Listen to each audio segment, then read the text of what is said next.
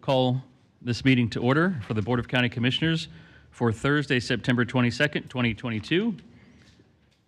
Today, we're happy to have for our invocation the Reverend J.C. Pritchett from Faith Church in St. Petersburg. He'll come forward and deliver the invocation. After that, the Pledge of Allegiance will be led by Commissioner Gerard. Please rise.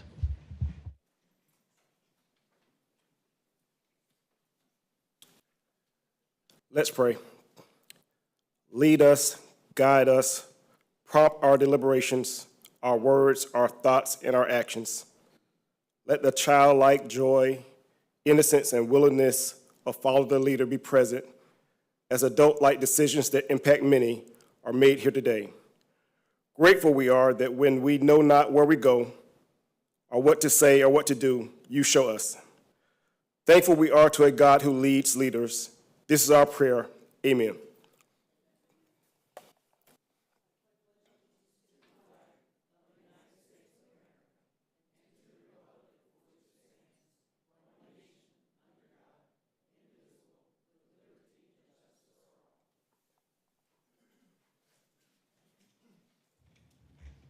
Thank you, Reverend Pritchett. We appreciate you being here this morning, this afternoon. All right, we'll get right to our agenda. Item number 1, citizens to be heard. When you're called to the front, you'll have 3 minutes. Please introduce yourself, and you'll have 3 minutes to address the board. The first I have is an online participant. So if you're listening in the back room, Rory King. Rory King. Hi, can you hear me? Yes, we can. You'll have 3 minutes to address the board. Okay, again, I'm Rory King. I live in St. Petersburg. I'm speaking to you today because I have a number of plans to do development in St. Petersburg, and we'll have the opportunity to buy windows, doors, insulation, roofing, HAV systems, plumbing, all of which can be energy saving and generate low emissions, but for the cost of these products, the very high cost of these products, when there are versions of them that are energy efficient that I can be using. But the cost for these tends to be pretty prohibitive. PACE, as I've spoken to you about before, was created to overcome these cost barriers and because buildings are responsible for a significant portion of high carbon emissions and harmful energy being emitted into the environment. So having access to PACE funding would be a very viable way to do these projects in a cost-efficient manner and benefit the environment as well as the community.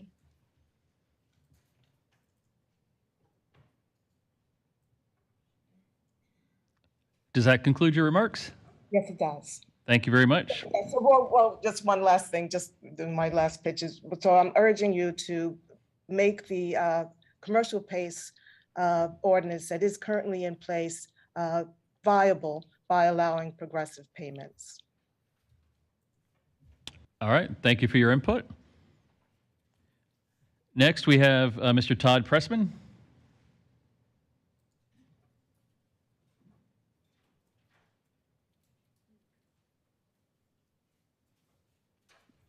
Good afternoon.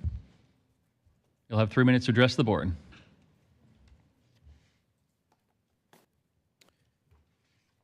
If you could pass this to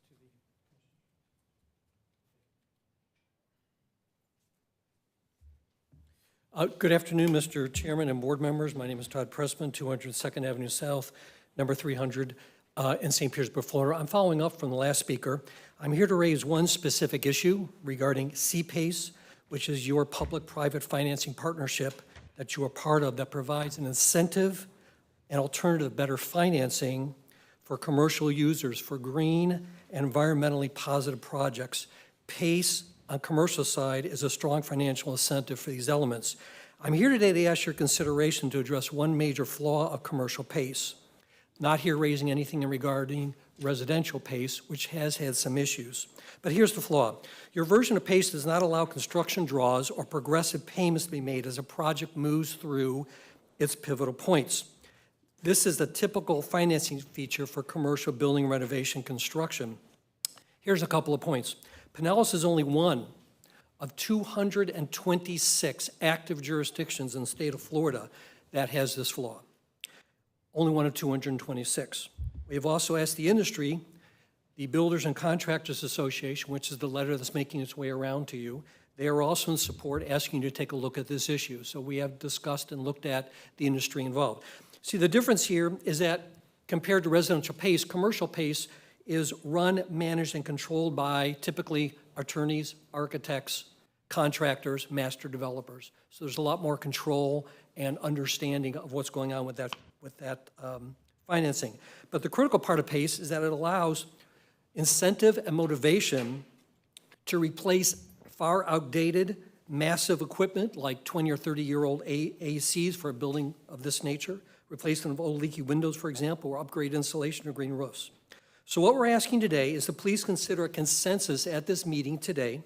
Ask your staff to come back with a report on this one issue of CPACE, back to you within 60 days, have a meaningful public discussion. Of course, we'll be happy to work with your staff. The last I spoke to very quickly was economic development, and work with your staff to address these concerns and provide solutions so that Pinellas County is in sync with 226 other active jurisdictions in the state.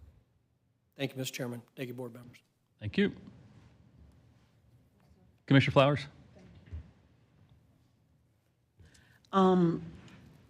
So I haven't had the pleasure of maybe knowing as much about CPACE and its operations within the county because we haven't really kind of dove into it.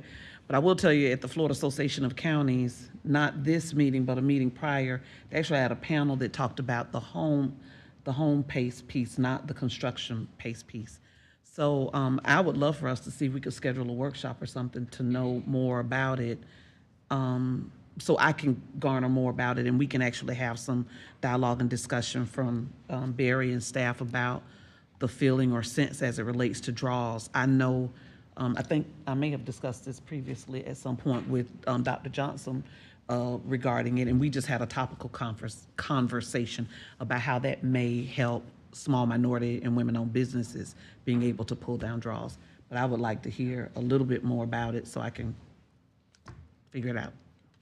All right, Commissioner Peters? Yeah, I concur. I would like to have staff have enough time, though, to really dig into it. So give them the time that they need to dig into it, but I'd really like to have a workshop on it. I've had several developers talk to me about it, and they said that it would facilitate the ability to make affordable housing more affordable by using this program. So, I'd really like to learn more about that and see how that works and ensure that it wouldn't go down the same path as housing did, because the residential has really bad horror stories that are tied to with the residential, but I'd love to see the commercial if that is a different outcome, and if staff can look at places that are using it and doing it and what kind of outcome they're having, if there's any unintended consequences. Thank you. Commissioner Eggers?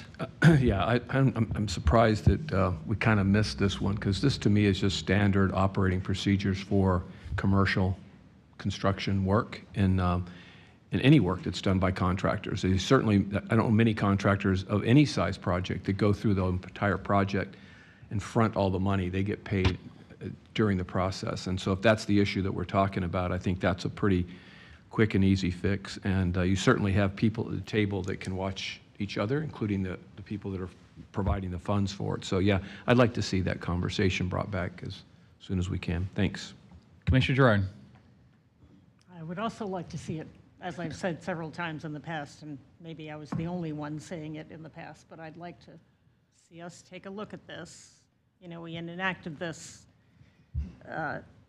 ordinance and made it impossible to use. And we know that because it's not been used at all since we passed it, what, a year and a half ago, 2 years ago? More than that. Long time ago. Long time ago. And we did that on purpose, so we need to fix it. All right, Mr. Burton, you're here, the consensus of having some information. I don't know if it's a workshop or whether it is a staff response on that one item. We did enact it at the time. I can tell you that we were pushed specifically by Simon for a project at Tyrone Square Mall. That project never came to fruition, is my understanding. There was another church that wanted to have something done, but as we're moving forward, I think it would be helpful to hear specific projects, you know, because right now it's just a gray, vague area of we want to get stuff done, but we can't get it done. But I mean, so if you had one specific project that said we were going to do it, but we didn't do it because of this one thing, that would be helpful information to have before we alter the policy. Mr. Burton, did you? No, I'm certainly aware of the program. It was intentional the way it was set up, and I think staff will come back to you with the good and bad, and maybe something else that you didn't hear. But we certainly can bring it back to you in a timely manner. Okay. Thank you, Very Mr. good. Chairman. Thank you, Commissioners. Thank you, Mr. Pressman. Next, we have, and apologize, Mike Zaherder. Zender? I think there's an extra letter in there. Come on up, please.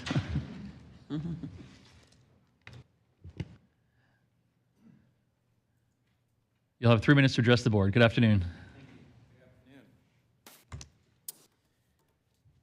Thank you. My name is Mike Zender. I'm a parent of students attending Indian Rocks Christian School. I live in Pinellas County and recently learned that the County Commission passed its authority to the Board of Adjustments and Appeals, which approved a medical marijuana treatment center to be located within 500 feet of our school. I've had a medical marijuana card myself. This is not the issue of the benefits of medical marijuana. This is about the risks associated with a medical marijuana dispensary being this close to children's schools. I believe that this is an important issue that should be decided by you, our elected county commissioners, and not by an appointed board. I represent a large number of parents who are upset with both decisions.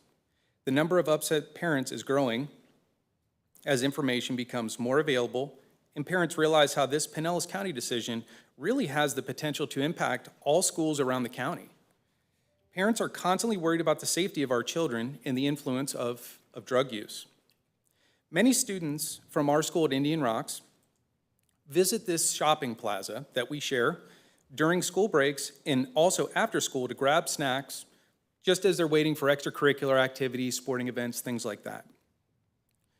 Marijuana dispensaries are an all-cash business and have been shown to increase crime in some areas that they're located. I worry about the possibility of a child finding prescription drugs left behind by a customer, or even worse, a driver under the influence running over a child in our shared parking lot. Many of these prescribed high-potency edible THC products look similar, almost identical to popular candy, cookies, and drinks. Having those make their way into the stream of our children's middle school, high school is just, it's a pretty intense thought. State law says the default is that these shops can't be within 500 feet, and you must proactively demonstrate that the specific location will promote general welfare. I'm not aware of any finding that says this location improves the general welfare of the community. The state purposely limited the distance of marijuana dispensaries, and the Board of Adjustments and Appeals decision flies in the face of that state law. In addition to this decision impacting my children's school, this decision could allow marijuana stores next to any other school in Pinellas County. The school board and sheriff should have the opportunity to weigh in and give their opinion on this decision as well. I've learned that no other county in Florida has passed its authority to an unelected body, and I don't know of any other county in Florida that has allowed marijuana treatment centers within 500 feet of schools. Hundreds of parents ask that you take back control over this issue. We ask to reverse the decision so this marijuana treatment center is not located next door to our school or any other school in this county. Thank you for your time. Thank you, Mr. Zender. Judy Aiken.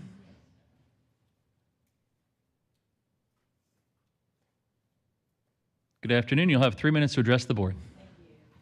My name is Judy Aiken, and I have 3 grandchildren that attend Indian Rocks Christian School. I have the same concerns as Mr. Zinder, and I won't repeat them all because that's what I was going to tell you. My grandchildren go over to that same area, to the common shopping center. It's a normal thing. They go over to Publix for snacks and things. And I know my kids have worked very hard paying tuition to a private school like this, that their kids don't learn or are susceptible to marijuana right down the street from them. It's just not right. Also, I spoke with a lady named Jan Haskins, and she owns the Grade Power Learning Center, which is right in the common shopping center. And she's very concerned. She has children that are brought in there every day, dropped off by their parents for extracurricular teaching. They're not a school, they're not a certified public school or private school, but she teaches children. They're there in and out every day, and she is very concerned about this situation. In addition to that, I know that I personally drove up and down the streets. There's a marijuana dispensary west of Missouri, east of Lowe's. There's one at across the street from the Palms Nursing Home on Bay Drive. There's another one at 127th and Seminole Boulevard, close to the Largo Mall. And when I need to go to the doctor's, I have to drive a little distance, and it's not a problem for me. I think these people that need marijuana dispensary can also drive a little distance, and there certainly are plenty of them on the corners, and they're getting a lot of them more every time I drive around, it seems. So I just want to let you know that I feel the same way, that I don't think that we need to open the door to medical marijuana dispensaries for all of the many special, precious children to be walking by. It's a big concern to parents, grandparents. I've talked to so many of them, so I'm here to speak on their behalf, and I wish you would consider reevaluating this decision and bring it before the board, because I know it was passed by the Board of Appeals, and you should not have sent that to them on such an important decision. I think it should be brought back. I did email Commissioner, all of you, I mean every one of you, every commissioner. I did get a response back from Commissioner Eggers, Commissioner Flowers, and Commissioner Justice, and you said that we be put on a future Board of Appeal workshop. Has that been done? I don't think we've set the calendar for that yet, no. Okay, you will do that, though? Yes, ma'am. Correct? Okay, we're all looking forward to that. Okay. It'll be the item, it'll be what is delegated and what's not delegated will be the topic of the workshop. What is delegated and what is not delegated? Okay. Yes, ma'am. Okay. Thank you very much. Thank you. Is that 3 minutes now? Yes, ma'am. All right. Thank you, everyone. Mr. Tim Ferguson?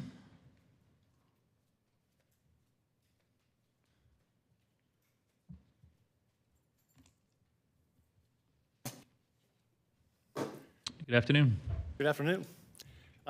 Thank you guys for having me. My name's Tim Ferguson. I'm from Indian Rocks Christian School. I want to first thank each of you for taking the time to meet with me to discuss the medical marijuana dispensary that was approved to be located within 500 feet of the school. Today, I'd like to discuss two major concerns, one regarding the variance that was granted, and the second on the precedent it sets for our county. So we feel the Board of Adjustment and Appeals did not properly hear this case. There was incorrect information presented at the hearing on March 3rd, and the board was voting on misinformation. For instance, the applicant, the staff, and the board members spoke about the school being more than 500 feet away from the dispensary. In fact, our school is approximately 200 feet from the proposed dispensary. They also discussed the marijuana dispensaries being treated as pharmacies and uncertain that they were an all-cash business. There were no recorded findings, even by the staff, that the approval affirmatively enhances the health, safety, and welfare of the community, and therefore does not comply with state law. The formal vote for approval from the board repeats these inaccuracies as well. We are told the only avenue for appeal was through the circuit court within 30 days of the original hearing, and we have passed that deadline. So in July, we wrote to the board chair to ask to rehear the case based on inaccurate testimony, and we just still have not received a response. We have heard from hundreds of parents, too, today that are upset about this decision. I ask that you intercede and use your authority to insist another hearing that is based on accurate information. Second, We must not let this happen again. So the legislature specifically disallowed dispensaries within 500 feet of schools unless there was a health, safety, and public welfare reason specific to that location. There was none in our case, and we believe to the contrary. There are serious safety considerations. You, the commission, delegate your authority to non-elected bodies for routine business items, but this is not a routine business item. The board decision has major implications for our county, and we believe the decision should be by the elected Board of County Commissioners. Can you imagine a marijuana dispensary pops up next to Countryside or Gibbs High School or one of our elementary schools? Do we want an obscure board allowing marijuana shops to set up right next to our schools? They are an all-cash business, like we said, which has been cited as potential incentive for armed robbery, burglary, and other crimes. I see PSAs these days that say don't drive high. Do we want to take risk that someone could be driving high in our school parking lots? Marijuana can have legitimate medical benefits, but parents have major concerns about the risks that medical marijuana dispensaries pose to children near our schools. So I ask that you bring this important policy decision back to your board for decisions on locating a marijuana shop within 500 feet of our children. Thank you for your time. Thank you, Mr. Ferguson. We appreciate your being here today. All right. On that subject, that's all we have. Did you have a comment? No, I think I've asked before, and maybe we could have somebody speak to it. Don, I don't know if you can speak to it today, but what options are available to us legally? What can we do? How can we push the envelope? But what can we do here as a body based on, and the argument whether we should have heard it or not is valid. I appreciate that question, and something we're probably going to try to address down the road. But where are we today with the decisions that have been made, and what are our options truly before us? As far as the variance for the property, The decision that was made by the BOA. the decision was made. The gentleman, I believe Mr. Ferguson stated correctly that the appellate time frame was 30 days to appeal to circuit court. As I understand it, it appeared both before the BOAA as well as the DRC. Those were all publicly noticed meetings. I understand that there were representatives of Indian Rocks Christian School that attended those, at least the last one of those. So the time frame for that has passed. The applicant also has rights that have now been cemented by the granting of the approval in that. So I would caution you about trying to upset that. As far as going forward and looking at your process, that's absolutely something that's within the purview of the board to consider whether they want to continue to have that be something delegated to the BOAA or something that you want to hear yourselves. All right. That was my understanding as well. I'm sorry? That was my understanding as well, Okay. so I just wanted Very to good. get that out for the record. Thank you. Further questions or comments? All right. Next, we have Gail Conroy. Gail Conroy.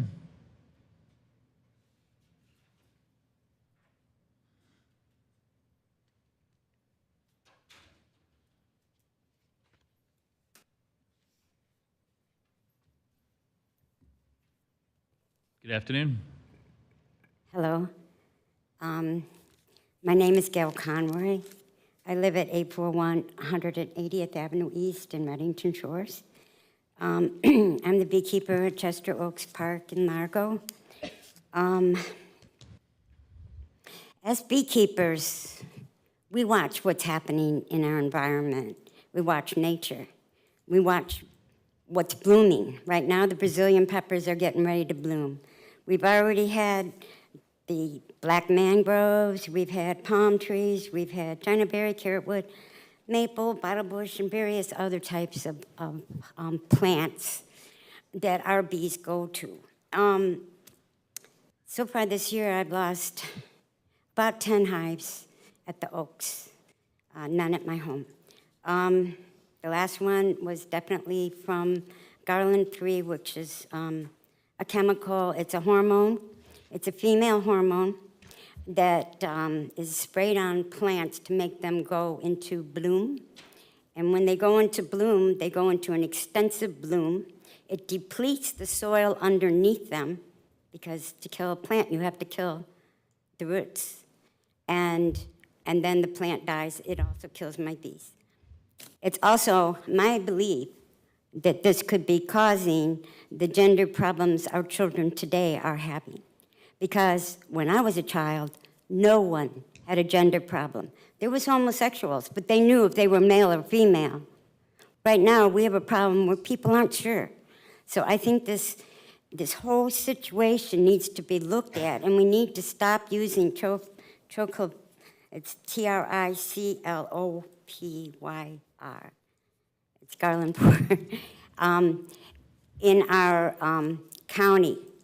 I think we should be, I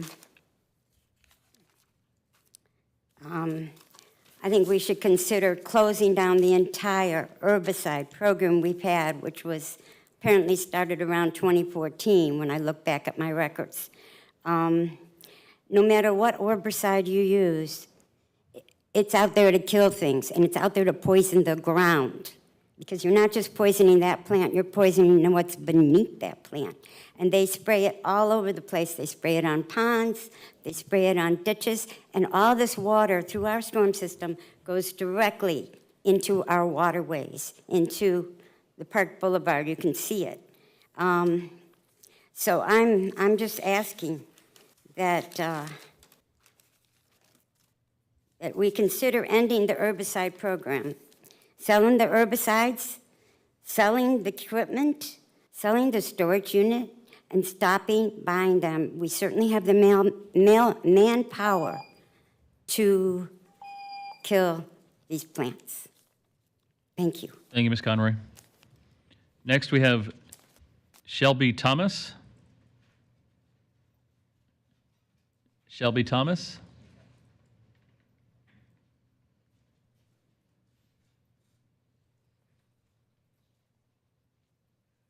Please come forward, introduce yourself. You'll have 3 minutes to address the board. Hello, good afternoon. My name is Shelby Thomas with the Ocean Rescue Alliance. We're a marine conservation and restoration nonprofit organization implementing innovative techniques to restore marine environments. We primarily specialize in designing artificial infrastructure that addresses different biological purposes, such as coastal resilience, biodiversity, habitat restoration, restoration of corals, oysters, and mangroves, as well as ecotourism. What I'm here to present to you all today is to hopefully start some project initiatives within this county. We have various project initiatives on the East Coast, but specifically for Pinellas, we're looking to help address coastal resilience, creating habitat complexity to support fisheries and restoration, as well as bolstering ecotourism. There's an immense need, especially and particularly about beach nourishment. I'm sure many of you are aware of the cost of what this service is. And in my scientific opinion, it's not the most sustainable solution for coastal resilience. And dumping sediment and sand on the beach to then get wiped out is really a Band-Aid approach to the long-term solution. What we provide is essentially artificial structure that are submerged breakwaters that can reduce wave energy in 15 to 25 feet of water. In addition, we also create artistic artificial reefs that can help benefit ecotourism. We have 3 artificial reefs off the east coast of Florida in West Palm Beach, and now are deploying another reef with the city of Hollywood next month. So I'm hoping to bring this to your attention to come back and be able to present some of our project initiatives, which is much needed in this area to create a long-term solution that not only helps the environment, but helps protect our coastlines and connect communities. Thank you. Thank you, Ms. Thomas. We appreciate you being, Commissioner Gerard. Can you make sure we have your information, how to contact you? Give it to someone. Yes, I can, and I can reach out. And I actually came to the meeting yesterday for tourism as well, and so hopefully we can present this to you all. And of course, especially being in a beautiful county like this, you know, we really benefit from our natural resources, so it's very important and critical to invest back into not only restoring them, but regenerating them. Right. Thank you. I think Tampa Bay Watch would be very interested to hear.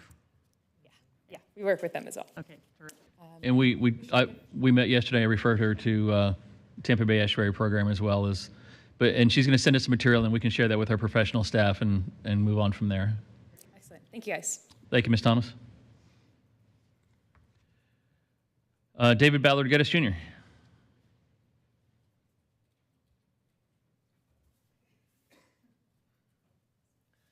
Hi, good afternoon. David Ballard Geddes Jr. I live on Georgia Avenue in Palm Harbor.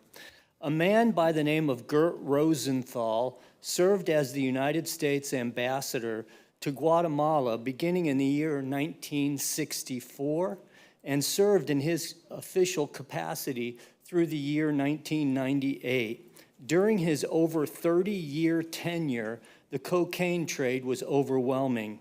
It's my suspicion that men like Gert Rosenthal were responsible for the cocaine trade in this country, and using laundered proceeds from the cocaine trade, they bought land in Guatemala like a Latin American Louisiana land purchase.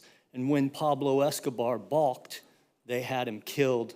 Rosenthal further gained control and puppeted out the Guatemalan government and forced the indigenous people from their inherent and rightful lands. During the past 50 years, the indigenous people of Latin America have been fleeing from a tyrannical government looking to be free from such political oppression.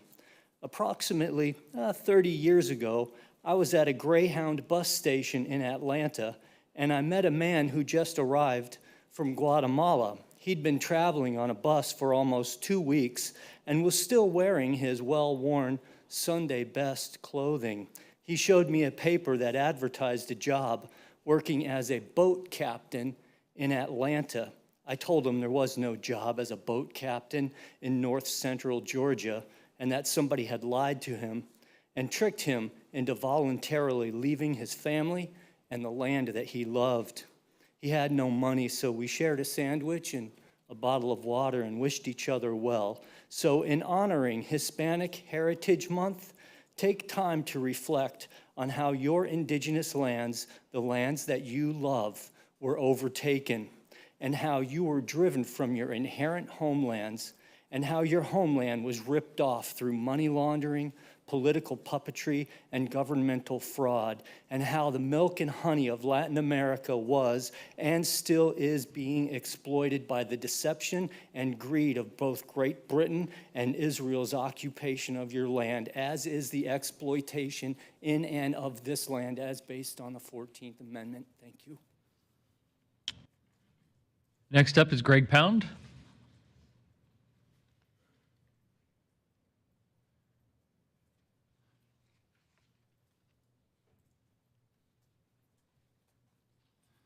Yes, Greg Pound, Largo, Florida. I just want to try to influence the people on how important it is for them to be involved in their government.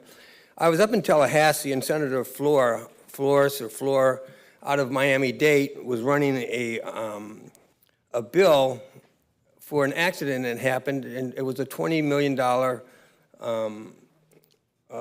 bill that the Sheriff's Department in Miami-Dade was supposed to pay a guy that got shot in a drug deal. He was a drug dealer, and so forth. And the Sheriff's Department came up to me because they couldn't speak at the hearings and so forth, and they wanted me to speak on the issue and present to the Senate up in Tallahassee the true issue of what was going on. And so what it was a big scam. The only reason that they used me in that situation was because of the fact that the Sheriff's Department was going to have to pay the $20 million to a drug dealer. And so, and it's just, and he was running drugs on the school, all the schools in Miami-Dade. It was just, it was unbelievable the stuff they showed me. And he was, you know, he had all this, it was really something. But the whole situation is these claim bills are done constantly through those people in legislature. We got two mayors here. We got 3 people from the legislature running our county. These people have been grandfathered in. The only reason they did something about that bill was because it was coming from the Sheriff's Department making the payment. In them claim bills up in Tallahassee, these people have got it down to an art of laundering money and stealing money. And if you're not there, after being up in Tallahassee for like 15 years and constantly following all the stuff that's going on, you begin to see how things work, how the corruption works, and how they put money before truth. They've sold the truth out. The Bible tells us buy the truth and don't sell it. And so we have the same problem here in Pinellas County. When you have Charlie Crist, who puts a guy over DCF, who is a known child molester, Al Zimmerman, who's in prison for molesting children. And here he is over in the last gay pride parade in Tampa, me and Mac Johnson, who's going to get up here and speak next, we were over there, and we literally got beat up at the gay pride parade, Charlie Crist was going down the middle of the parade, waving and all his supporters and just shouting, Charlie, Charlie, Charlie. I mean, this county is behind the most corrupt, we are the most political corrupt county in the state of Florida, if you find out what's going on. Through Jeb Bush, and this stuff, Charlie Crist and Mary L. Fleming, who was over the family court and the corruption they did for this raping the families of Pinellas County. We have the highest divorce rate in this county. The court system's made more money off destroying our families, putting our children at risk to be used for pedophilia than any other county or any other place, I think, in the United States. This county is corrupt to the core. We need to get these people out. We need people that live in Pinellas County. There's people that are smart people that can run this county as well as anybody in here. These people have been here, and we can't get them out, just like Karen Seals. She's been grandfathered in. She's been here 20 years. Next up is Mac Johnson.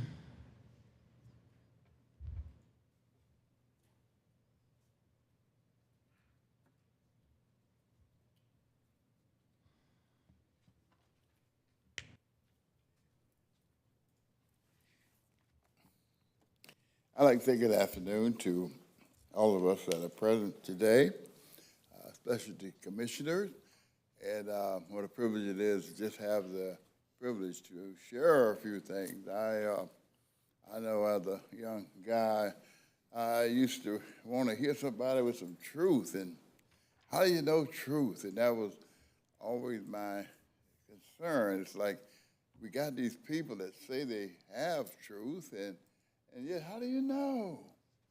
How do you know? How do you know truth? You know, really, as we think of who we are, and again, you know, who are we?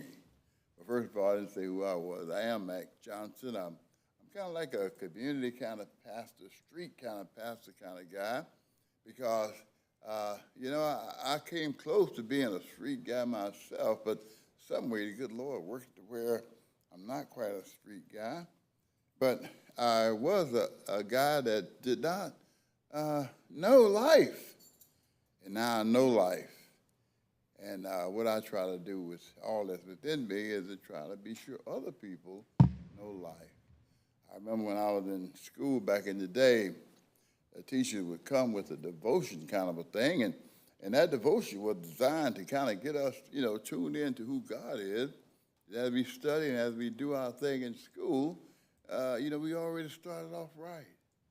I think a lot of us, the problem with us today, we're not started off right. And it's okay not to be started off right, but the problem is when you recognize you're not started off right and you continue to go that wrong way. Now, what is the right way? And I'm saying, you know, we Americans here, especially here in Pinellas County, we know what the right way is. What is it? It's Jesus Christ. Some people say, well, it's the Bible. Well, you're right, but the thing is, if you study the Bible, what they're going to teach you is about Jesus Christ, the one that came to our earth, lived a perfect life, pleased God in every way, qualified to die for the sins of the world. And Christ have done that. He died for the sins of the world. And the only thing that's like it is for those of us individually to receive him, and the Bible calls that born again. Amen? Now, born again means you're born of God this time. All of us were not born of God. None of us were. We were born sinners and shapes of iniquity, but Christ have come that everybody can be born again. Receive Christ, God receive you. I had another story I wanted to tell you, but time goes so fast. But anyway, guys, encouraging the county means know who Jesus is.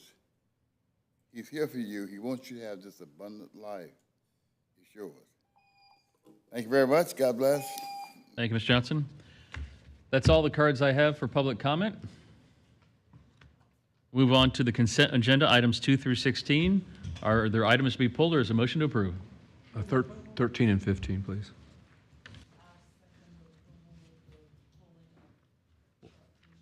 We're holding items 13 and 15. There's a motion by Commissioner Long, second by Commissioner Flowers for the remainder. Further discussion? All in favor say aye. Aye. Any opposed? Show it passes unanimously. Item 13, Commissioner Eggers. Yeah, just real quickly on both of these. I saw in item 12 where the cost associated with the surveying and mapping will come from the ARPA funds itself that we're getting. And on 13, which is where I'm asking, is it the same there when we use these services for any thing related to the ARPA funds? Is it coming from that funding source? Correct. So we bid these out, and it's specifically bid in a manner that complies with the ARPA requirements. And so that's the reason it's contracted. And they'll work on any, so for 13, this will be any of the brownfield work that we do for any of our ARPA. It could be other projects too, but it's specifically targeted to where we could do this work. And we've taken that, we've reserved that amount out of the total ARPA funds just to make sure that we have enough to cover these services. I'm sure that's the case, but Kelly's on her way up.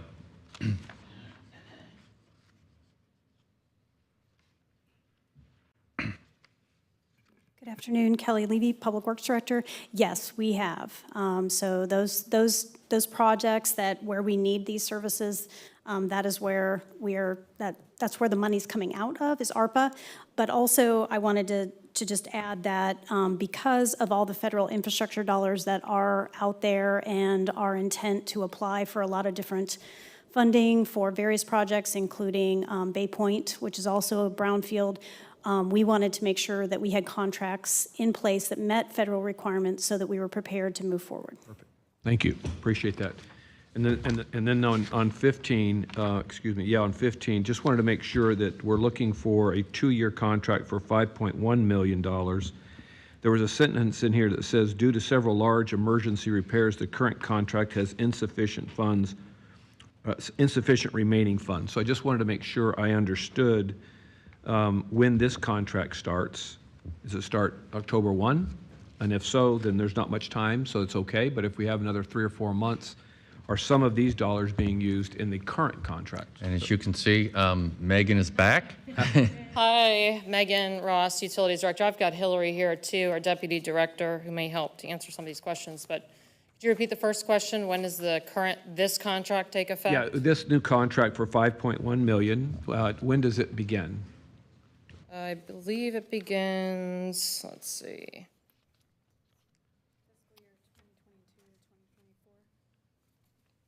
It begins this October. Okay. Yes. So the fact that we've run out of money, it's okay because we've only got about a week to go for the funding. We're not using any of this money during this money that we're proposing Correct. during this term. Right, that's correct. And we're good.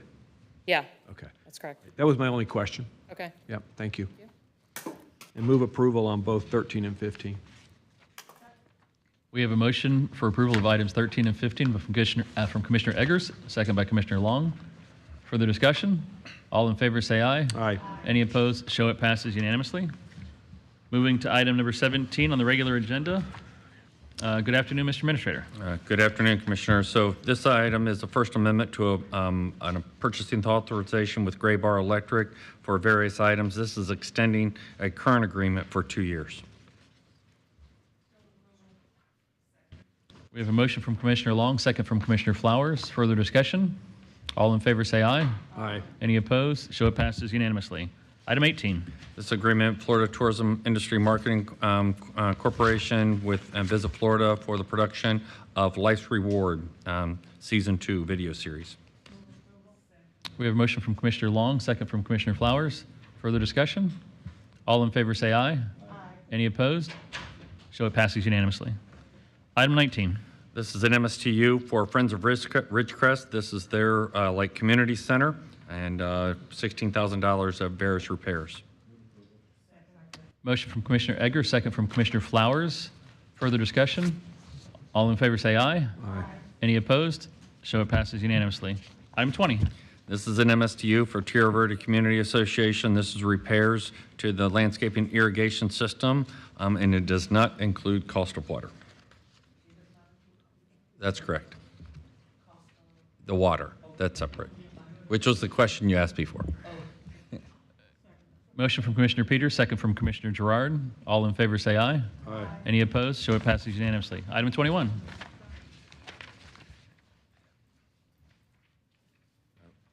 Sorry, I lost my place. 21, 9 applications for Penny for Pinellas Employment Sites Program. And I think Teresa is here, and she's certainly available to answer any questions that you have with any of our programs. Commissioner Eggers.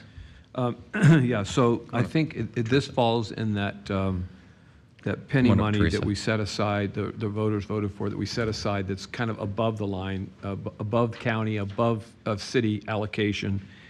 And I think it was a total of, I'm asking the question, 80 million, and this total looks like it comes to about 13.5 million. So I was just curious if the numbers were right or close, or where we are in that expenditure of funds of the 80 million. At least that's what I think. So please. Glad to answer that question for you. So right now, we're, if we move forward with the 9 that you have today, we're going to be probably right about 25% of capacity of where, you know, our dollars were allocated to us. I did reach out to OMB just because I was kind of curious myself as to where we were for current dollars, and we're ahead of the game. But with everything that comes down with potential recessions and all the other impacts, right now we look pretty stable as far as being able to meet the obligations. Okay. Do we get a sense, I mean, these dollars were obviously for the assistance for attracting new companies with new jobs or trying to retain companies with jobs. So do you have a sense of maybe the number of jobs that we're talking about here? We typically don't go into job numbers on this because this particular program really is all about new buildings. And the importance of being able to allow expansions to take place. However, throughout all of the documentation, we do talk about job growth, and every single one of these projects brings new job growth to Pinellas County. Okay. So we do that. And just for the public commissioners, if you go out if you look through each site's a little bit different. Each project's a little bit different, but in several you'll see where rather than them going to a greenfield site, we're providing dollars to be able to fill the material to where it's competitive with a greenfield site up in Pasco County or somewhere else. And so you're keeping the jobs local, and we're not paying to build them a building. We're paying to make us competitive in that marketplace. And then the last question I had, there's a $4 million amount here for the Tampa Bay Innovation Center. I'm assuming that is part of the original cost. It's actually a little under what the original cost is from all the grants and everything we've been able to achieve thus far. Okay, thank you. Further questions? Is there a motion?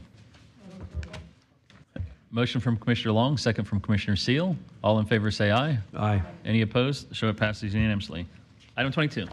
Item 22 is for Seminole Square Apartments Affordable Housing Complex. This is for an additional $1.56 million to offset the cost of the inflationary cost adjustments. The developer stepped forward and committed to more. City of Largo stepped forward. This is the remaining amount of funds to close the gap to be able to make this project move forward.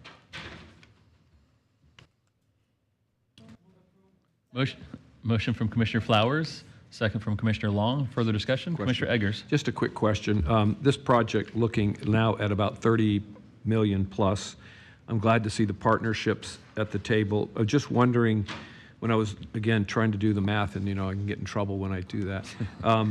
But there's 7 million, and then there's a lot of different loans and mortgages that are attributed here. Other than the 1.9 million that they're bringing in development fees, is there any cash that the owner's bringing to the table? I just want to make sure I either understood it correctly, or maybe I didn't quite get that. So,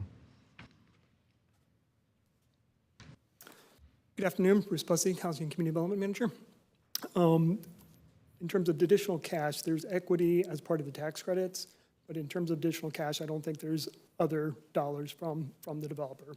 So there are multiple funding sources, including primarily the tax credit program from the Florida Housing Finance Corporation, and then multifamily mortgage revenue bonds that will be issued by the Housing Finance Authority.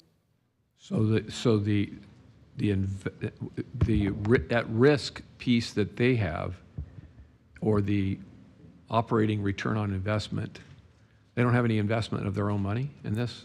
I just want to make sure I'm clear, because it seems like the way this is, it's 100% financed or paid for by city and county, and none by the developer. I'm just... Well, I guess maybe to kind of go back in terms of their investment, they've been investing dollars up until this point for multiple things. Their time and effort to secure the property, to enter into contracts for the property, to secure investments, dollars that they're spending on architectural plans, design work, and so they're investing in terms of moving the project forward along those lines. So, and that's part of what the developer fee at the end of the project goes to pay for some of those upfront costs that they're putting into the project at this point. So, you know, they do have skin in the game, if you will, in terms of the time, effort, dollars that they put into the planning process. So based on the rents, based on all of these numbers, just on the mortgage side, it looks like you're talking about $1,200 a month rent, but that doesn't include any other costs. Do you have any sense of what we're talking about delivering to these folks? I guess this is a 80% AMI, right? 80% of area median income and less. Do you know what the marketed rent is going to be? I mean, what are we talking about when we say affordable for, in this case? Do you know? Okay, yeah, we can get into that. And in this case, 100% of the units would be income restricted to 80% or below. And that's on average. And so I think we've got in your package a specific breakdown. And so 34 of those units would be restricted to 30% AMI levels. 11 households would be restricted between 50 and 60% AMI. And then up to 51 of the households would be under 80% AMI. And so that's, you know, when we're talking AMI, we're talking about the area median income. And so what that number is, I think I have in my notes here.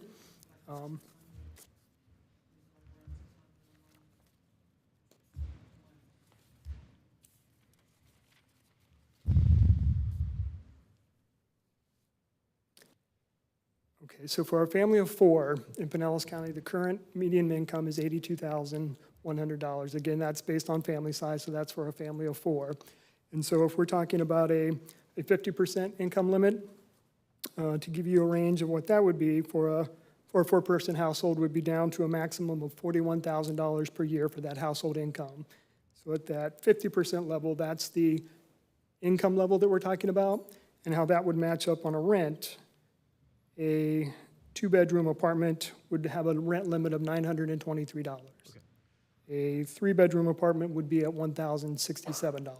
And that's somebody at 50% AMI? That was a four-person household at 50% AMI. So a lot of numbers involved there. Because Yeah. You've got not only your income, but you've got the household size, and then you've got the rent limit. So that's, you know, it gets a little bit confusing to talk about. But Well, thank you for that. I just think it's nice to be able to illustrate that because of folks maybe listening, and maybe, you know, 900 excites people and they can start planning and thinking about this place. And if it, you know, maybe it's outside their realm. So it's nice to be able to translate to a real number instead of just too often it's we talk affordable about because percentages and to put that into a real rent number or. Well, you gave an example.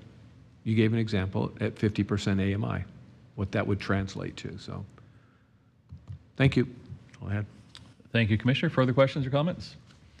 We have a motion from Flowers, second from Long. All in favor say aye. Aye. Any opposed? Show it passes unanimously. Item 23. This is an agreement with District 6 Medical Examiner for medical examiner's offices for forensic laboratory.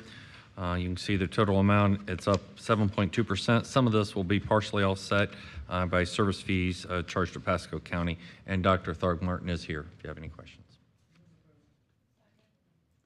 We have a motion from Commissioner Peters, second from Commissioner Long. All in favor say aye. Aye. Any opposed? Show it passes unanimously. Item 24. This is a funding agreement with Boyd Centers for permanent supportive housing. This is an ongoing funding in the amount of $669,000. We have a motion from Commissioner Gerard, second from Commissioner Long. All in favor say aye. Aye. Any opposed? Show it passes unanimously. Item 25. This is our Human Services Social Action Funding grant recommendations. As you can see in your packet, they had 57 applications. They had a review from 2 different committees, and they're recommending I lost it where it was at. The packets in here, total award of $1.15 million, or $51 million. Motion from Commissioner Long, second from Commissioner Gerard. All in favor say aye. Aye. Any opposed? Show it passes unanimously. Item 26. National Oceanic Atmospheric Administration Debris Management Grant Removal, or grant application. This is to remove waste tires that I guess previously were out in the coastal as like artificial reefs. So this is a grant. We'd use $250,000 from our solid waste funds as match for that, and it's been funded within the budget. Motion from Commissioner Long, second from Commissioner Gerard. All in favor say aye. Aye. Any opposed? Show it passes unanimously. Item 27. This agreement is with Frontier, Florida. This would reimburse us for utility, extra utility locates. I guess they've been delayed because of utility locates, and so this would fund up us obtaining those services, and they would pay for that more advanced service. Motion from Commissioner Long, second from Commissioner Gerard. Further discussion? All in favor say aye. Aye. Any opposed? Show it passes unanimously. Item 28. Item 28 is appointments. You have one appointment to a business seat at CareerSource. Motion from Commissioner Gerard, second from Commissioner Flowers. Further discussion? All in favor say aye. Aye. Any opposed? Show it passes unanimously. Item 29. Item number 29 is the fiscal year 23 Lowman Community Redevelopment Area Work Plan. Previously, that Chris went over that in July with you, and so this approves their work plan, and then item 30 is approving their budget. We have a motion from Commissioner Long, second from Commissioner Flowers. Further questions or discussion?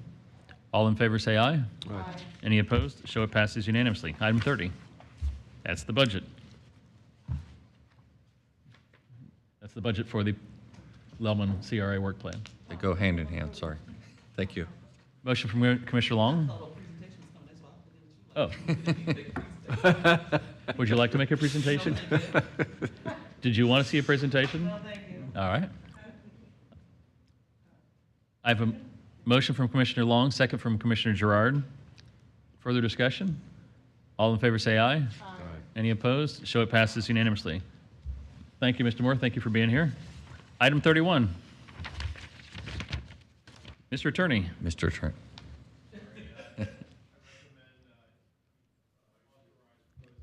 Don, microphone, please.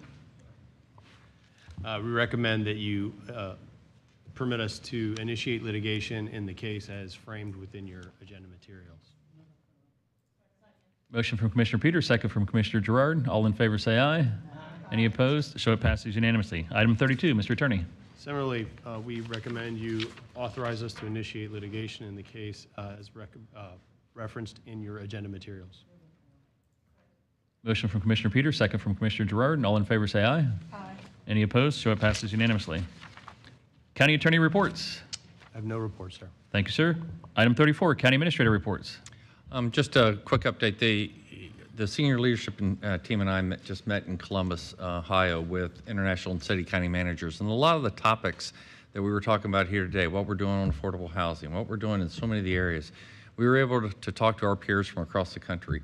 It doesn't help, but they're having the same issues and the same discussions, mental health services and how to deliver and so many of the different things. So we spent days talking not only about and going to sessions, but then talking at night about how it impacts us, things we're learning, permitting systems, all kinds of good stuff. So it was a very good conference, and I was glad to have the team with us to be able to converse and talk about with our peers about similar things. But while we were there, Jill Silverboard was recognized at the Women's Leadership Lunch for being a top 10 finalist for providing leadership in this field, and so I just want to take a second to recognize her. She'll get mad at me for doing that, but that's okay. And that's the end of my report. All right. Item 35, appointments to Pinellas County Construction Licensing Board. There are 8 appointments. Move approval. Motion from Commissioner Seal, second from Commissioner Gerard to approve the agenda attached recommendation. All in favor say aye. Aye. Any opposed? Show it passes unanimously. Item 36, approve 2 appointments to the Pinellas Public Library Cooperative. I think we have 2 applicants and 2 openings. Is that correct? Did I? Oh, I'm sorry. I'm sorry. This one we do have a ballot. Do we? No, Mr. Chair, because there's 5 applicants, but only 2 are eligible for reappointment, and there's 2 reappointments. No, all 5 are eligible.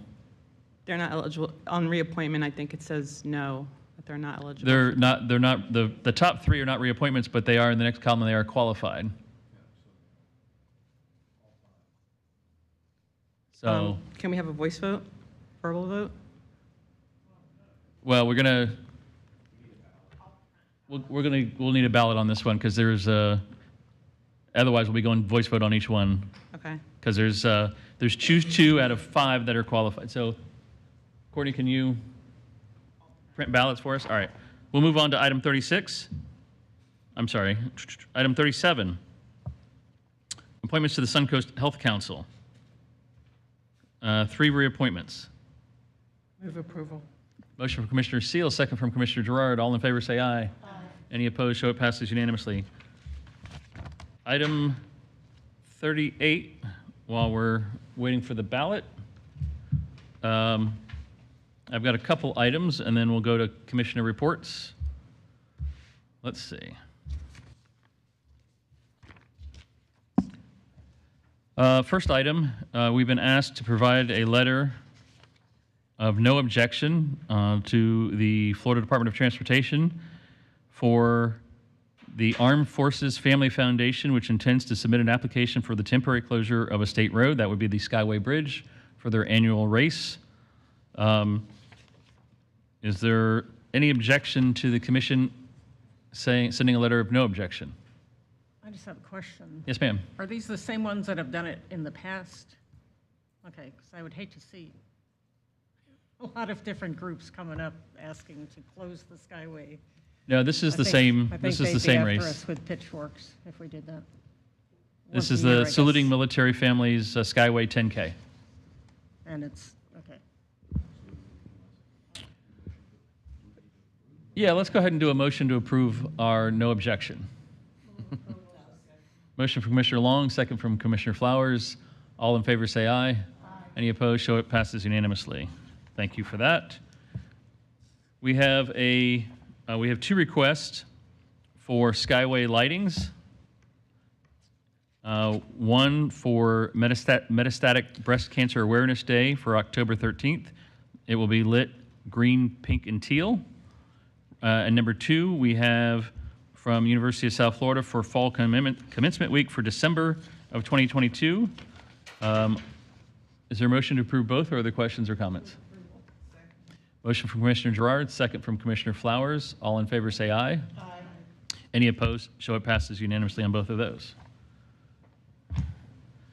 The last thing I have is it is the time where we have the County Administrator Annual Review. We met at 1 p.m. in a work session. We discussed that review from each of the commissioners and discussed salary recommendations. There was a recommendation at the work session that we did not vote on, but there was a salary recommendation for a 3% increase for the county administrator's salary for the upcoming year. Is there a motion to that effect, or are there questions or comments? I move approval for the increase for Mr. Burton, 3%. We have a motion by Commissioner Long, second by Commissioner Flowers. Is there further discussion? Yes, sir. All in favor say aye. Aye. Any opposed? Show it passes unanimously. All right. I think that's all of mine. Commissioners, do we have committee updates or new business? Commissioner Long. Thank you, Mr. Chair. I would like to get a consensus, if we could, on whether or not Pinellas County pays its fees to T-BARTA going forward. We had a collaborative lab a week ago. I think it was a week ago. Yeah, 2 weeks ago on Friday.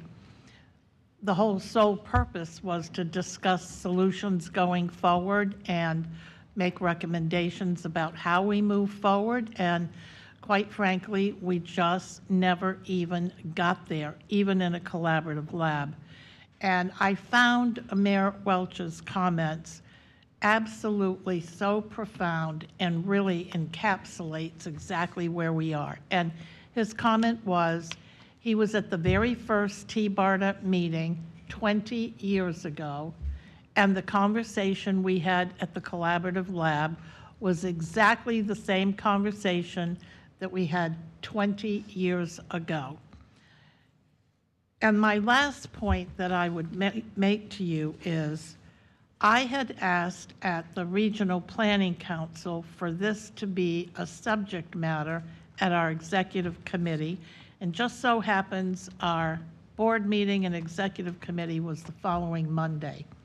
I withdrew that recommendation simply because the board of T-BARTA could not come to a consensus. And no matter how much we pleaded or tried to get everyone to think regionally, it just isn't happening. And so my last point is, when you peel away the onion, T-BARTA is a planning agency. Their one and only planner resigned and is now going to work for the city of St. Petersburg. On top of that, if the Regional Planning Council were to hire a transportation planner, then we could potentially find solutions regionally, because the same counties are represented by the Regional Planning Council as T-BARTA has. And we don't seem to have those huge brick walls at the Regional Planning Council. And so it is my understanding, and I could be wrong, and Barry, if you have any input on this, please feel free to chime in. But my understanding is that the city of Tampa was not going to continue paying their fees. Hillsborough County is very dubious because they are the ones who constantly are objecting to whatever we try to do. I understand it was on the agenda for Pasco County yesterday, but I do not know what the end result was. And so Manatee has been trying to get out for the last 2 years. And structurally, T-BARTA is set up to be dysfunctional. Manatee County is in District 1, Transportation District. Everybody else that's part of T-BARTA is in District 7. So right there you have a bit of a rub about who's doing what to who. And the only thing that I've been able to learn is our contribution to T-BARTA pays for operations. And to me, I don't know, I mean, we've been trying for the last 5 years. 4 out of those 5 years, the governor has vetoed our funds. We can get it passed in the House and the Senate, but then we hit a big brick wall. So I leave it up to all of you, but I do think that we need a consensus going forward. Commissioner Gerard. And Commissioner Flowers sits on T-BARTA, so if you'd like. I don't feel the same way. So. And she doesn't feel the same way. I'll wait my turn to speak. Okay. Commissioner Gerard. Well, I've, not served on that or the Regional Planning Council, but I believe that the only way that we're going to get all of the entities to participate and to plan together is to have some money at stake. And I don't think T-BARTA has ever had that. I don't think the Regional Planning Council has that. I think the only way to do that is to merge the MPOs. I so agree. that there's something, I was against that when we first started talking about it, but Hillsborough will never play unless there's money on the table. Can I respond to that for one Sure. moment, Mr. Chair? So to that point, about 3 years ago, maybe 4, we all met, and we met over at the port in Hillsborough County. Commissioner Eggers, I think you were there. I'm not sure, I don't remember. Were you there? And guess what? We couldn't get that done because the Hillsborough County people didn't even show up, and the meeting was in Hillsborough County purposely to make sure that there was someone there. So if you look at all of the regions throughout the United States that have very, very robust public transportation systems, they all have one thing in common. They have one MPO. So, I agree. Commissioner Flowers, did you have something? All right. Commissioner Seal. I would like to hear what Commissioner Flowers has to say as far as an opinion, but first, and then I will make my Well, I got comments. some Tylenol in my purse. Okay. So here are my concerns, and this is, and I said the same thing to Pat Kemp. She went on, and I'm just gonna call her name because that's who it is. That is who the blocking person is at T-Barter. She comes in, she raises holy hell, she leaves after she raises hell, and everything is in an uproar. Excuse me for cussing today, I'm so sorry. But I said to her, because she's going on about Hart and that they're not willing to give up certain things because they're focused on transportation and Hart doesn't have any money. She served on that board for 5 years. If Hart has financial issues, that's their issue. For those people that have served on T-Barter even before I got here, if T-Barter has been dysfunctional for 20 years, 5 years, or 10 years, then that is an issue for that board.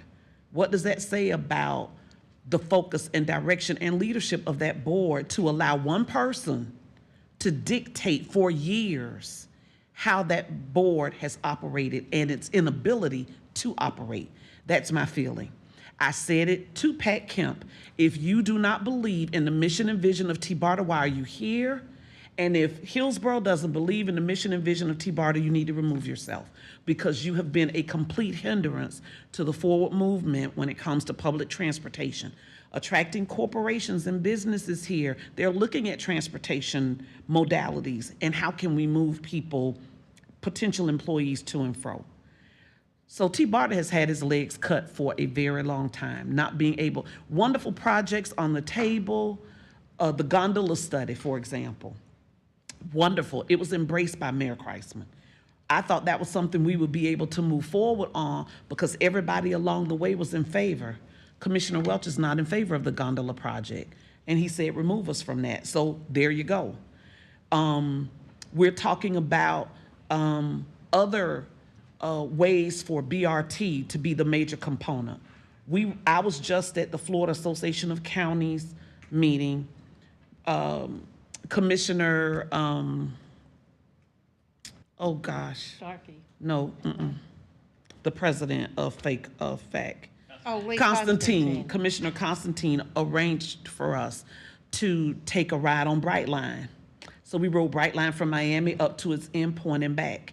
I videotaped that gentleman as he was talking to us, and what did he keep saying? BRT is so important, BRT is so important.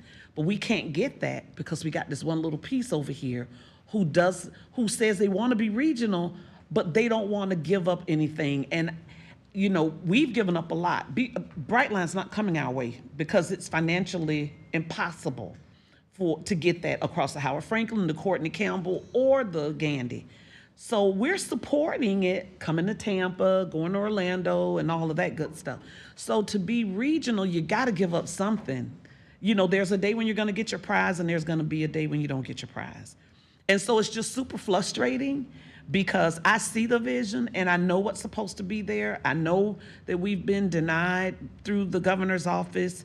The chair of T-Barter has a really good relationship. We got it up to the door. There's a person in the governor's office who held really closely to Senator Brandy's concept, and that's the person that's been in the governor's ear, which is why we can't get it through. So it hasn't been for lack of trying or pushing or things of that nature. It's been because that board has allowed this one person to just completely cripple the ability for T-Barter to act. So I've said my piece to Pat Kemp, and so she is very clear. I've said my piece at the T-Barter meeting. The workshop that we had was not what I intended when I asked for a workshop as chair of the Finance Committee. What I asked for was a workshop for T-Barter's board so that T-Barter could get its stuff together before it presented anything to an outside board. when we had our meeting, I have no problem with other people attending the meeting, but the concern I had was there were other people who were in our work groups, some in my work group who said, I don't even know what T-BARTA is, so why are you here? And why are you putting information in this work group? So that wasn't what I intended for that day, and it went off the rails. It did not, that work group was not a work group I would have ever, as a trainer, allowed to move forward, because it did not hit the mark. It didn't touch even on the outside skirts of why we were supposed to be there. I had to leave early because of Watson's, getting everything together for him, and I did apologize to them for that, and I told them I needed to leave early prior to them setting the date, but that I would do everything I could to make it. So I was there for the majority of the meeting. I missed the mayor's comments and perhaps some other comments after. So I think T-BARTA has a place. I really do. We,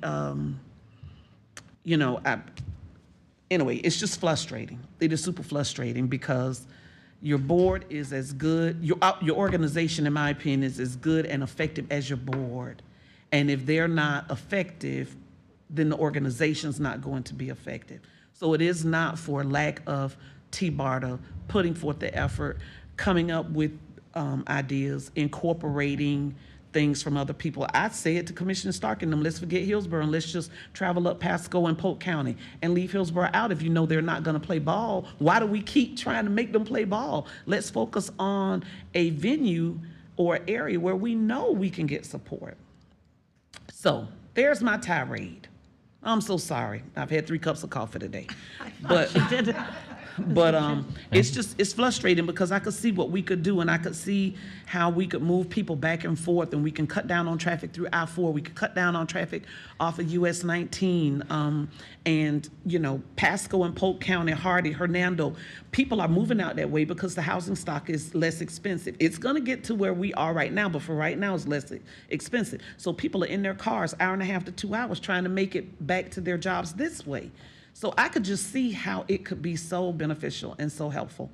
But unfortunately, Pat Kemp is just not, she's not, in my opinion, been a person who looks at regionalization. She looks at what's best for her and what she wants to do over there. And that's not what T-BARTA was ever designed for, I don't believe, based on what I've read. Thank you. Commissioner Jordan. Well, just to respond to that, I understand your frustration there. However, if I believe it's, who's on T-BARTA? You two? If you were not carrying the message that Pinellas County wanted carried to T-BARTA, and if you weren't cooperating like we, the county commission, wanted you to cooperate, you would not be reappointed year after year. Well, I mean, they keep appointing, she's doing what they want her to do. I mean, frankly, I don't see a whole lot of hands from the rest of the commission coming over here either. She's doing their work for them. And if they didn't like what she was doing, she wouldn't be there.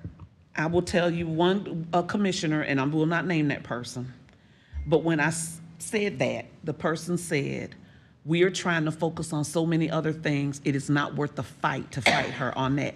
So I get it. But at some point, somebody's got to stand up for something. Like I'm standing up right now for T-BARTA. Somebody's going to stand up. So I may be in the minority. I know we need to be good stewards of our dollars. I understand that. But I see the vision and I see what their purpose is. It is unfortunate that they have been hammered and tied the way that they have. Commissioner Long. Yes, and Commissioner Flowers, I really feel your frustration. If you think that a lot of the rest of us on that board have not felt the same way, we've just been trying to carry the water for a little longer, and it's a little harder to take. Commissioner Seal used to be on T-BARTA, and if you want to hear somebody that's absolutely passionate about transportation solutions, look no further than Commissioner Seal, and we have her to thank for alternate 19. With regard to the comment you made about why is Hillsborough even part of us, part of that has been required by the Florida Department of Transportation because they are considered part of the Tampa Bay region, and in order to get federal funds, you have got to go up there with one voice and speak as a region. So when you have someone as vocal and passionate on the other side, that's all it's taken for us to, be brought dead in the water. But I do resent the comments about our starving transit agencies, because our transit agency here in Pinellas has done a remarkable job of pulling down federal dollars and continue to do so. So we've worked really, really hard. Commissioner Gerard's the chair. But, right now, the only function that TBARTA is being able to pull their federal dollars down for is because they run the van pool. Well, come on, if you really, again, peel the onion, the van pool is a sophisticated transit opportunity that Hillsborough could very well take over their piece. 95% or more of the ridership is in Hillsborough County. We have just a little bit here in Pinellas, and we could take over the Pinellas side at PSTA, and voila, we have regional cooperation with we already have a bus at PSTA that goes to Hillsborough. Manatee has one that comes up here, and we also go up into Pasco. So, I think, I don't know, I do think that there is some strong conversation being held between Pinellas and Pasco and some of the couple other northern counties about, well, let's just forget about Hillsborough for the moment, and let's just go north and south. God knows we have issues to solve going up and coming down from Pasco County, and we could sure get some benefit by being able to transport our citizens back and forth across the Skyway. So I think that could be a beginning when you talk about the one MPO, and I have yet to talk to Whit about the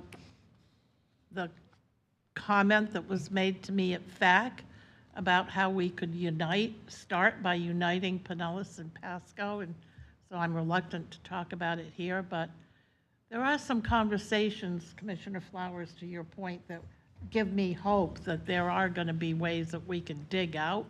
But we have a lot of partners that we have to consider when we bring the issue to the table. And right now, we already know we don't have one that's willing. I'll just leave it there. Commissioner Seal. Oh, my. I was telling somebody a story about Rhonda Storms with the Tampa Bay Water.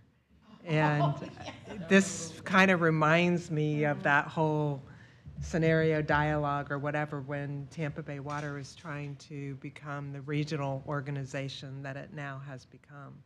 And it became the regional organization because it succeeded and it cooperated. And I've been looking through 26 years of paper and reports and attempts and everything like that, and it is really bittersweet. So one success, which maybe gets us into the situation we are today, that I had forgotten about, was the Lynx Project. And the Lynx Project was so that we wouldn't be charging tolls when they rebuilt the Courtney Campbell Causeway, and they rebuilt that whole intersection with Veterans Expressway, et cetera. We worked very hard in Pinellas to not have it tolled because we felt it was important to our residents and to tourism and to Hillsborough County, so that you would have jobs going back and forth and that you would have people coming back and forth to the beaches and to economic prosperity, et cetera. We tried to merge the MPOs back after the 2010 census, and I thought I still have the records for that, and I thought we had some momentum, and then that kind of disappeared. And then, of course, Commissioner Long, you mentioned the attempts, several years ago. I don't know what TBARTA, what unwinding it would be like with leases and financial obligations. That's something that you all will have to do. Two, whether, and Commissioner Eggers, you've been more active in the TMA, but we formed the TMA after that merger didn't work with the MPOs the first time. And we did it on purpose because it was like, okay, looks like that's not going to happen. At least let's get the 3 counties together, working together to try to get some solutions. So maybe that's where you continue to work on progressive things together. I like the idea that if nothing else works, that you, I'm not going to be here, but talk with Pasco and see if you can get the north-south, routes together or MPOs together or something. At least it would be a step forward. And, another thought with T-BARTA was, of course, again, going back in history, but when we did Greenlight, we were trying to decide who would operate the rail system. And so in reality, I think some of us thought that T-BARTA should become an operational entity rather than a planning entity. Because at the time, we might have had some in the leadership who could have done that. So I think you're going to have to look at the leadership now. I'm not sure after looking at all the rail studies that I have that were this deep that, do you need to keep planning, or is it just something that we finally have to find somebody to do it and to make things happen? So I wish you good luck with all of that. I'm not sure I have an answer for you going forward, but maybe there's avenues to look at as alternatives to paying the fees. But anyway, thank you. Thank you. Commissioner Eggers. Yeah, well, one of the issues that we have is that Hillsborough County thinks that Hillsborough County's important. Well, we think Pinellas County is important. There's an element that we have to do is to think a little bit bigger than that. And there are certain areas that the regional approach is paramount, and there's other areas where you kind of work from the inside out, and you worry about what's going on here. Maybe one of the solutions is to get, I know USF has been at the table before to have some conversations about regional activity. I know there's an economist that comes every year, it was coming every year, to the Commercial Real Estate for Women, who said about this, and I mentioned it earlier, that this region can be one of the most powerful regions in the country if you work together. And there's certain areas that we have to work together. One of them is economic development and the jobs. If you're going to think that just looking out for Hillsborough County will bring the most jobs in this area, you have to look no further than Pinellas County is number 2 county in manufacturing jobs in the state of Florida. It's a huge job market, and a lot of, is it number 1? I thought Broward, but anyway, so we're number 1. And there's a lot of folks that come down from Pasco County to work here. So, whether it's jobs, and oh, by the way, Tampa Bay Water is a pretty good regional model that works. And again, I'm not trying to compare it to anything. I'm just saying it's worked for 20-some years. And I was going to mention it in my comments here in a minute, so I'll just mention it now. We approved some bonding on Monday that extends the life of that organization from 2038 to 2053. So it is done. It's effectively done, and that's because people see the real value. And I think back to, I think Commissioner Flowers made a comment about that strategic planning is really got to be from an internal thing. And you guys had a lot of meetings where you didn't have quorums.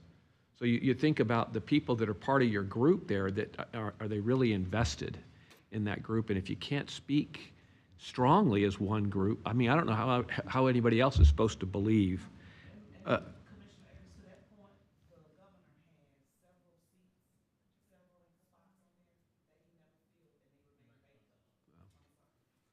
The governor has several appointments on that since I've been a commissioner, that he should have appointed someone, and they were never appointed, which was a part of the reason we couldn't get a quorum. So just wanted to share that as well. Well, appreciate that. The regional component, the USF has they've had some good meetings in terms of talking about that regional component. And I'm not saying trying to use them to embarrass or shame Hillsborough County into thinking a little bit differently along that front. But whether it's transit or transportation or jobs or economic development or water, it's all about the region. I'm not sure what the answer is either. I know at TMA, we are working on some of those things. It was interesting, about 4 or 5 years ago, I remember the state said, your region down there needs to, speak as one voice when it comes to capital. And we started at Pinellas, MPO, or Forward Pinellas, and said, the #1 project is State Road 60, I-275 interchange. And we worked that. And what county is that in? Let me think. Hillsborough. And the last group to get on board was Hillsborough County, because they had other areas of Hillsborough County that they thought might be more important. They finally did get on board. We did speak as a group. So it really is important that we speak, that we work together, and greater things can come from it in certain areas. And I don't know what the answer is. I think USF certainly has a play in it. The partnership group has a play in it, because those are business-driven, job-driven things, and then of course the infrastructure piece. And I just think that would be one of those topics that we have when we get together, when we finally meet as a commission. Maybe we start with Pasco first, if Hillsborough doesn't want to do it. But anyway, that's just some thoughts. All right, let's take a break from that conversation. Let's go back to item 36, appointments to the Pinellas Public Library Cooperative Board. We have ballots. They're coming. While she's passing that out, can I might start doing my little checklist of, please don't, in the future, please don't sell or give away crossbar and owlbar. I'm sorry about Yes, that. That's all right. Speak a little louder. Thank you. Thank you. Please don't sell or give away the lands where crossbar and owlbar, where our well fields are. You have the ballot in front of you. Choose 2.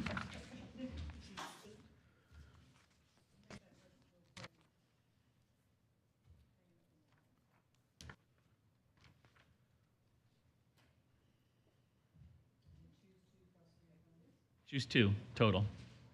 2 of the 5. 2 of the 5. There's 2 that would be Reappointments. There's 3 that would be new. Thank you. I just had a couple comments. Yeah, we're not done. Okay. All Just want to check that off the list. right. Yeah. Not forget.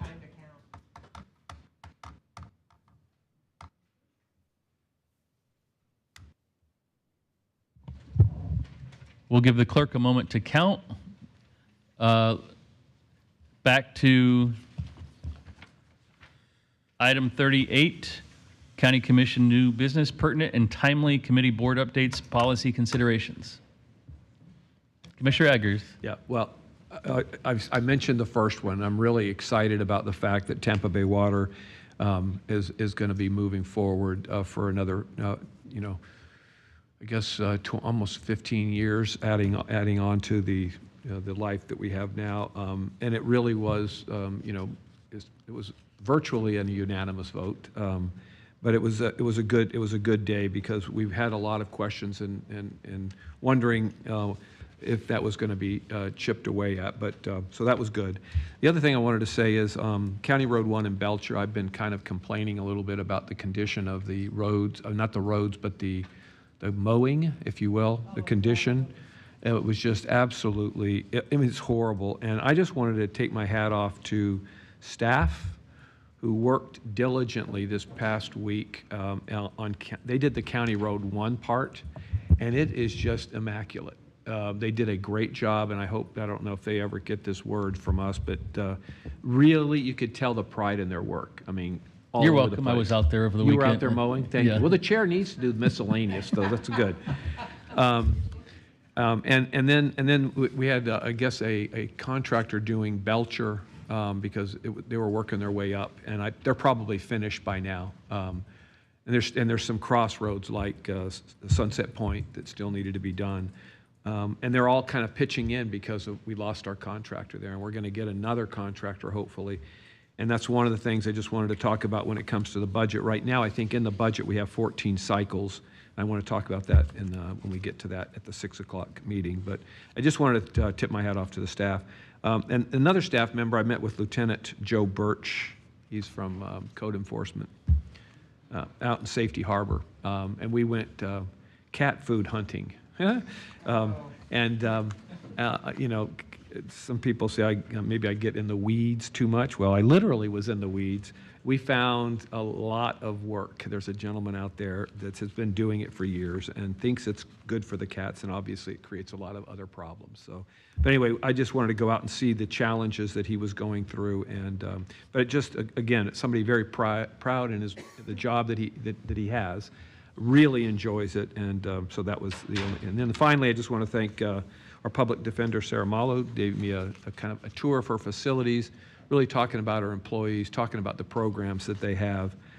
Just a really professional organization, and I tip my hat to her and to the people who work for her. And that's all I've got. Thank you. Thank you. Commissioner Seal. Well, thank you, Commissioner Eggers, for bringing up the road mowing. So it is a contractor problem, because I just got a complaint yesterday about McMullen Booth and sidewalk maintenance and stuff like that. Yes, it's absolutely a contractor problem. We literally got contractors that gave us back our contract. And so we're then scrambling to rebid, to bring on additional work. We're running staff at overtime. And so it's a problem.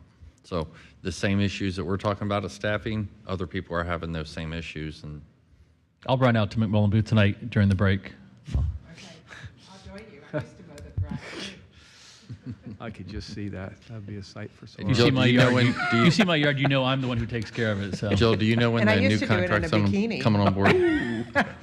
Years ago. And I did it when I was second son. I was 8.5 months pregnant. Wow.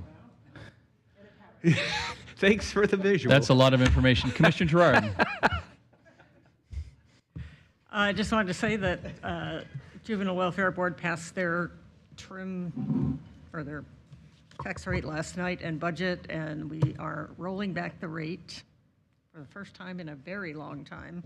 Not all the way, but about halfway to rollback rate. And they will be spending down their hefty reserve over the next couple of years. All right. Commissioner Flowers. Well, I had a really good, informative, educational time at the Florida Association of Counties Legislative Conference.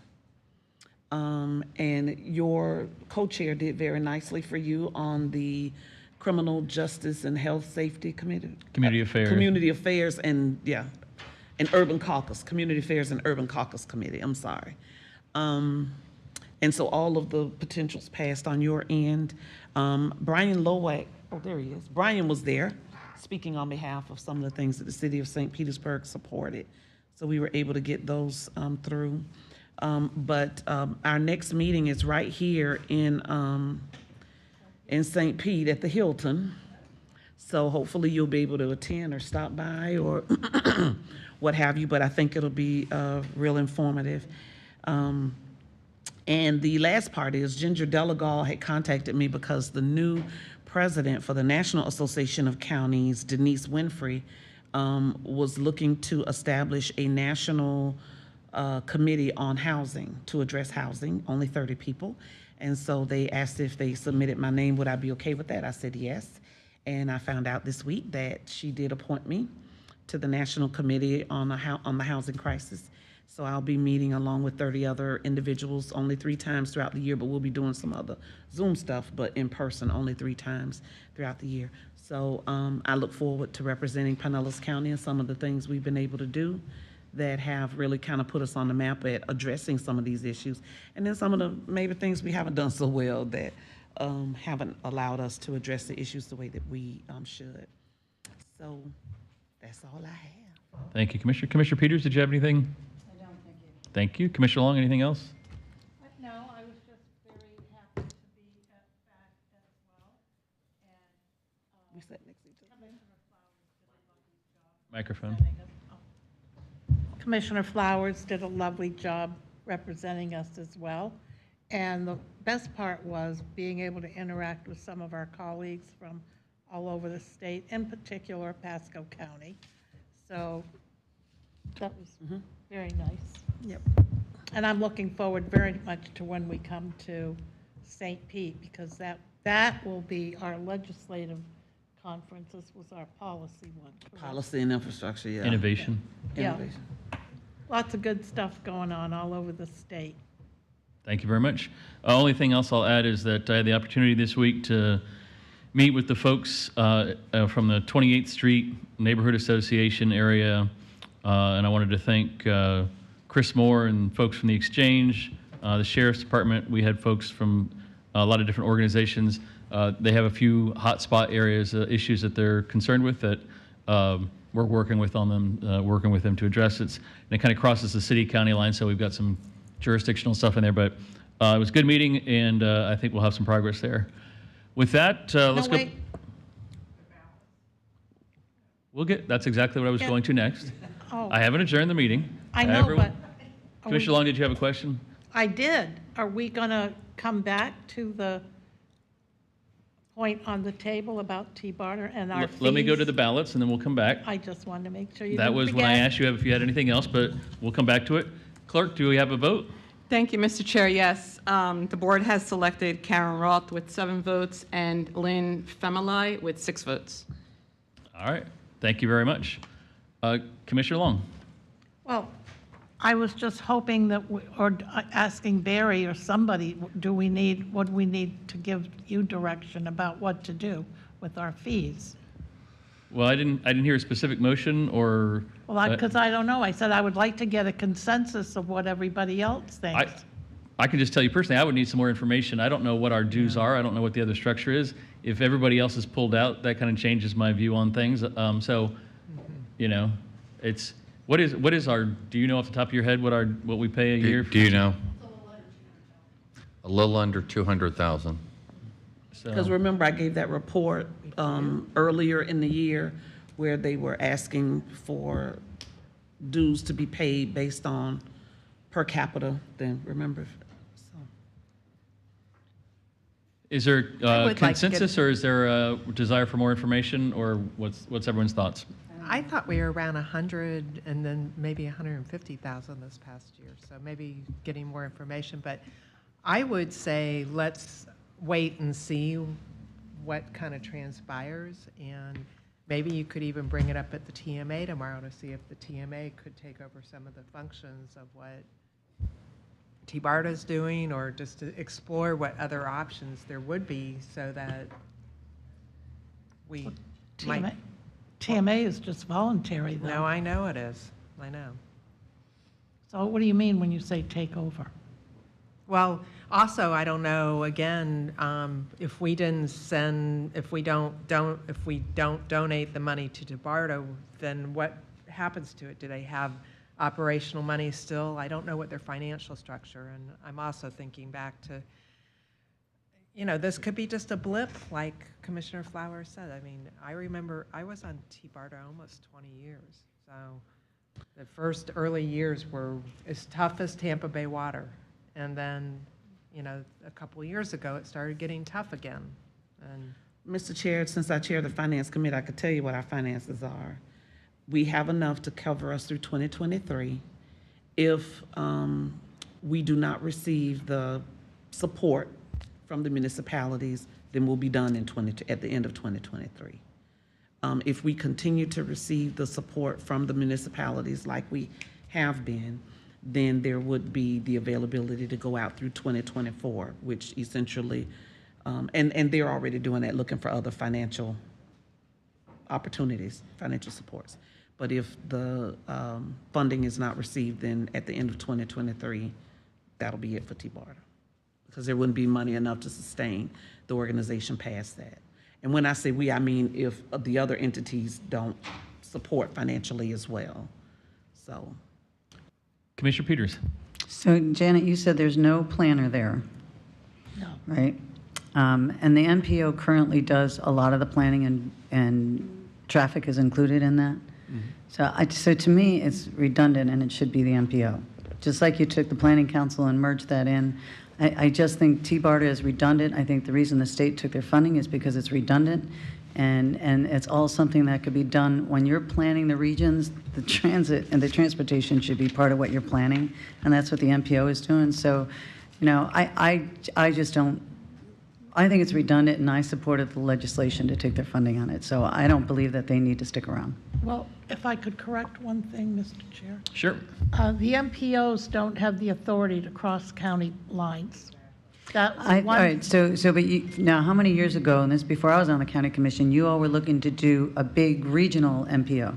So that never happened? No, we couldn't get Hillsborough to get on board.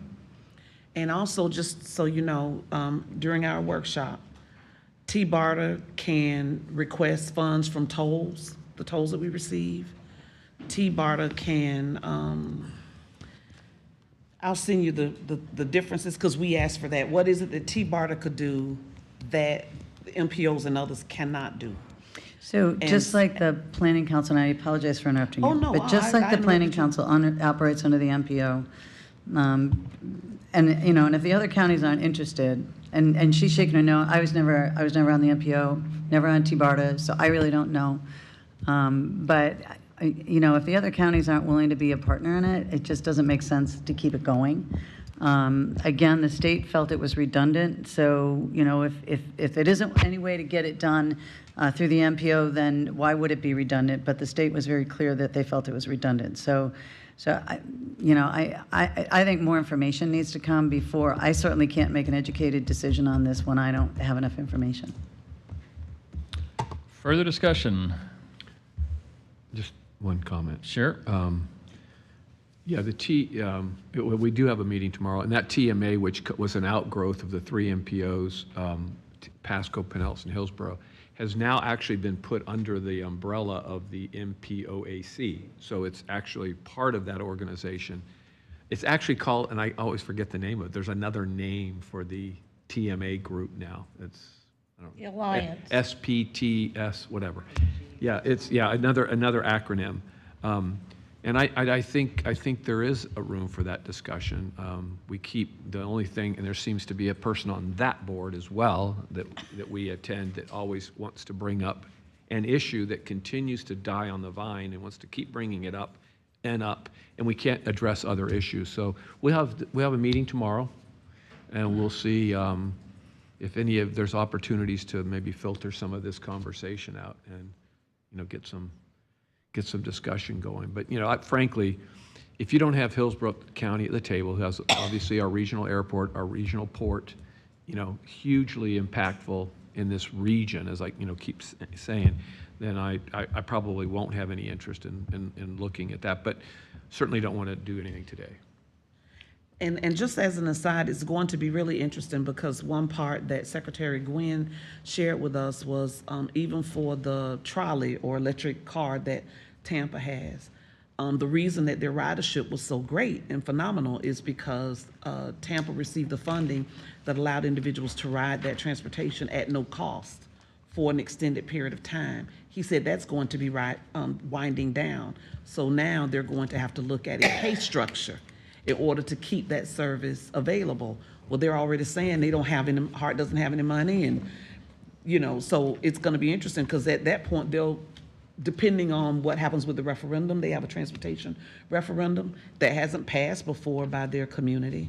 So if that doesn't pass, they're gonna have further issues, even with what they have right now. So it's a lot of moving parts and a lot of moving pieces, and I do appreciate everything that each one of you have said, lending to, you know, your experience and whatnot, because I, again, haven't been there as long as some others. So thank you, each one of you. Just for one that. final comment on the Tampa Bay Water. You know, there's you know, three counties, three major cities at the table, and they can't get any funding for projects, even if it's in their county, from SwiftMud unless it's deemed a regional project.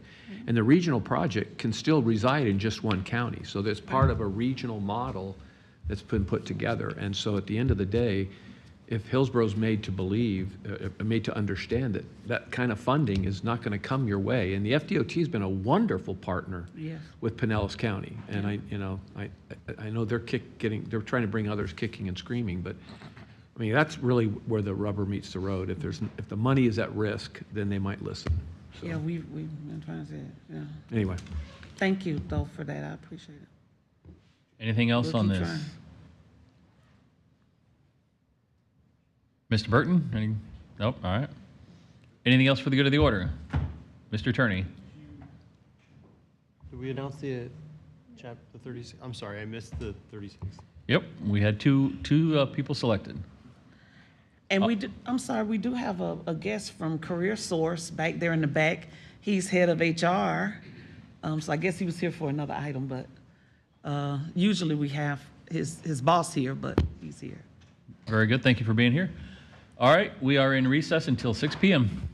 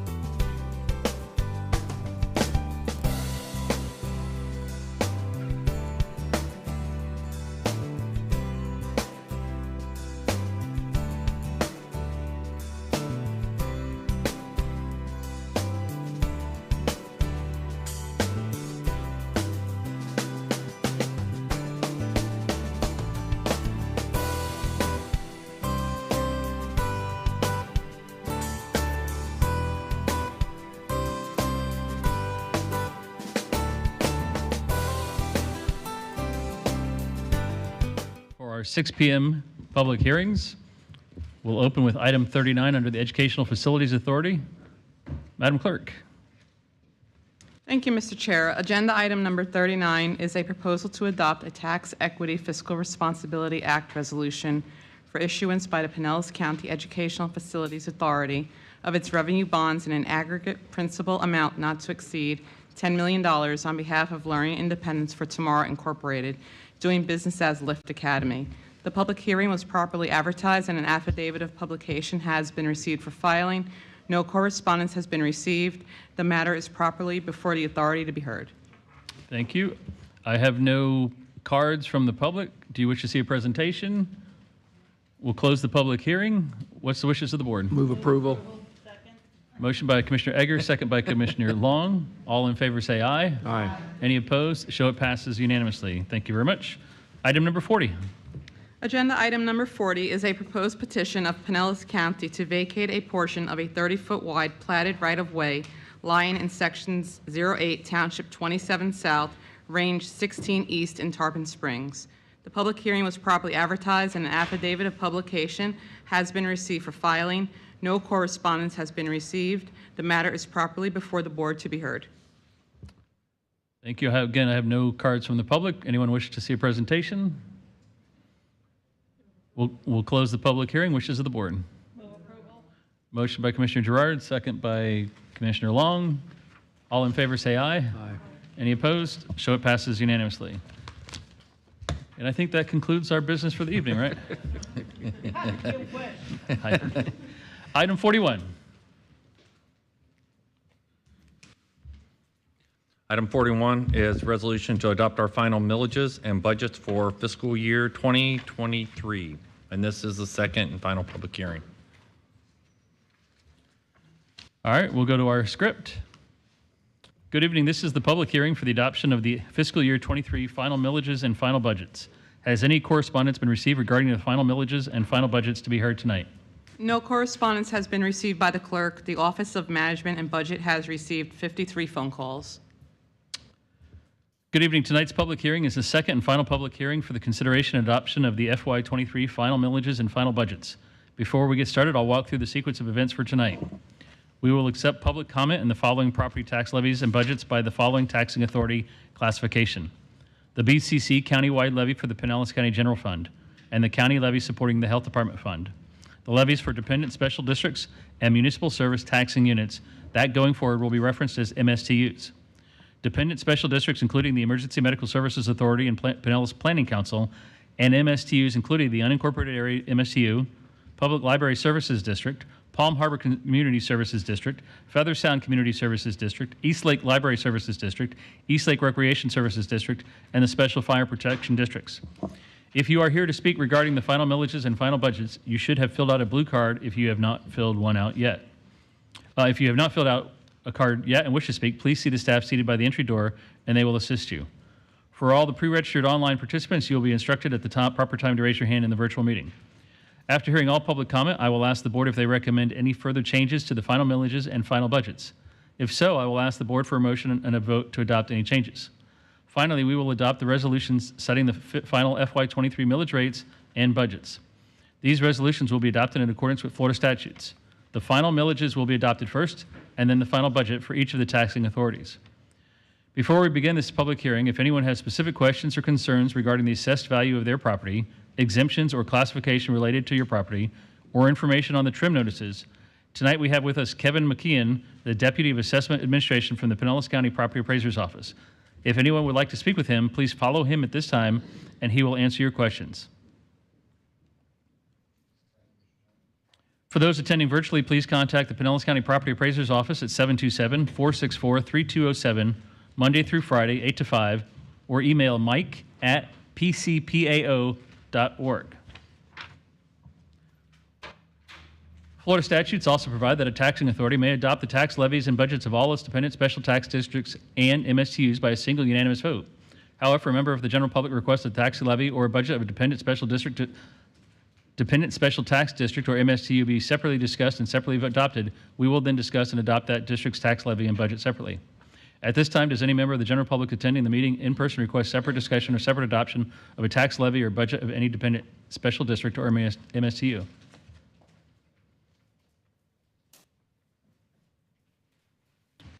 Mr. Chair, there are no individuals who pre-registered to speak by Zoom on the final millages or final budgets at this time. Since we have not heard from anyone requesting separate discussion, separate adoption of the dependent special districts and MSTUs, we will proceed with the adoption of the millages and budgets by single unanimous vote. We will now open the second official public hearing on the final FY23 millage rates and budgets. The public hearing is being held in accordance with Chapters 129 and 200 of the Florida statutes. The meeting has been duly noticed by the notice of proposed tax increase and a summary of proposed budget legal ads that were published in the September 18, 2022 edition of the Tampa Bay Times. Affidavits stating proof of publication have been received for filing. Thank you. We, the Board of County Commissioners, as taxing authority for the BCC countywide, dependent special districts, and MSTUs, as previously referenced, will now proceed with the public hearings. In accordance with Florida statutes, I want to publicly note that the percentage increase in the millage rates for all budgets over the rollback rate based upon the maximum rates on the trim notice to fund the FY23 final budget is 3.98% increase over the aggregated rollback rate. The primary purpose of the increases in millage over the rollback rate are due to the following. In the general fund, including unincorporated area MSTUs, and in the Emergency Medical Services Authority, revenue increases are required to support personnel and operating expenditure levels that are driven by inflationary factors and board priorities. In the Pinellas Planning Council, revenue increases are required for the same purposes as per the request of Board Pinellas. In the Public Library Services District MSTU, the Palm Harbor Services or the Palm Harbor Community Services MSTU, the Feather Sound Community Services MSTU, the East Lake Library Services MSTU, East Lake Recreation Services MSTU, and 7 special fire protection districts, revenue increases are needed to support the increased expenditures by those agencies providing services for those districts. And the other 5 special fire protection districts, the revenues need remain flat due to the districts having sufficient reserve levels to provide for future planned capital along with property values that can support the annual operations. Thank you, Mr. Administrator. We will now continue this public hearing as taxing authority for the BCC countywide, dependent special districts, and MSTU levies by taking public comment from citizens who wish to be heard regarding our FY23 budget. Do I have all blue cards for public comment? All right, we have one blue card. For Mr. Mark Clutho, if you come to the podium, introduce yourself. You'll have 3 minutes to address the board.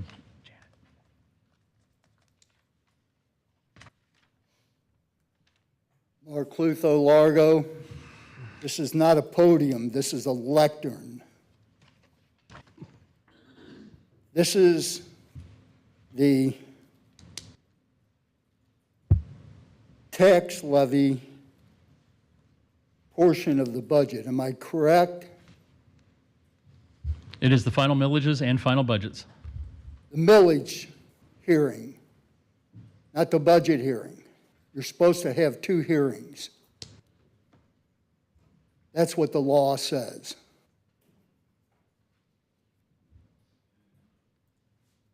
I've been to the Hillsborough schools, the Pinellas schools, and both of them had their hearings according to law. You have the 2 hearings, not just one. That's the law. You know that? We're having our hearings as based on our advice from professional staff, so. Well, they're wrong. It's the law. There are 2 hearings. One for the tax levy, one for the budget. I've been doing this for years.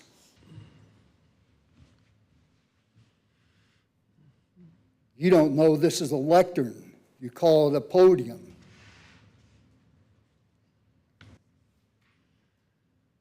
You can't get that right.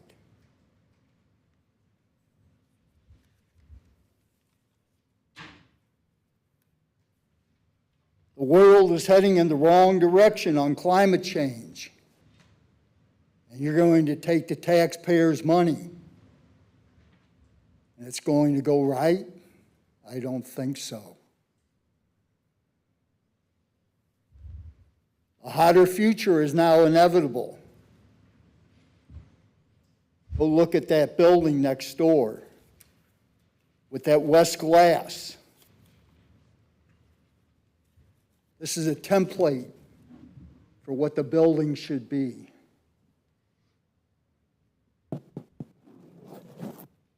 You don't get that right.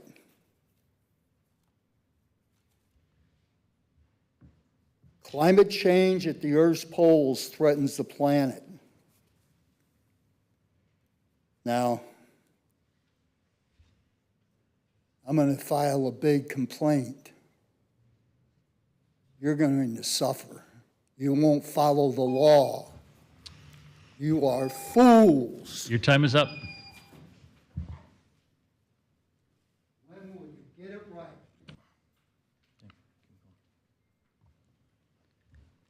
At this time, we will take public comment from those who have pre-registered online. Mr. Chair, there's no one who registered online. All right, now that we have heard all public comment from citizens, does any member of the board recommend any changes to the final millage rates or final budgets? Commissioner Eggers. Yeah, first of all, I just had a couple of comments and then I had a couple requests. So first of all, I wanted to pass along my appreciation to staff for the budget they put together. I think it's a good budget that addresses a lot of the things that we've been talking about for the last year, including the behavioral health model that we're going to be unveiling next spring, the ongoing improvement, the accelerated ongoing improvement of our DRS and building department.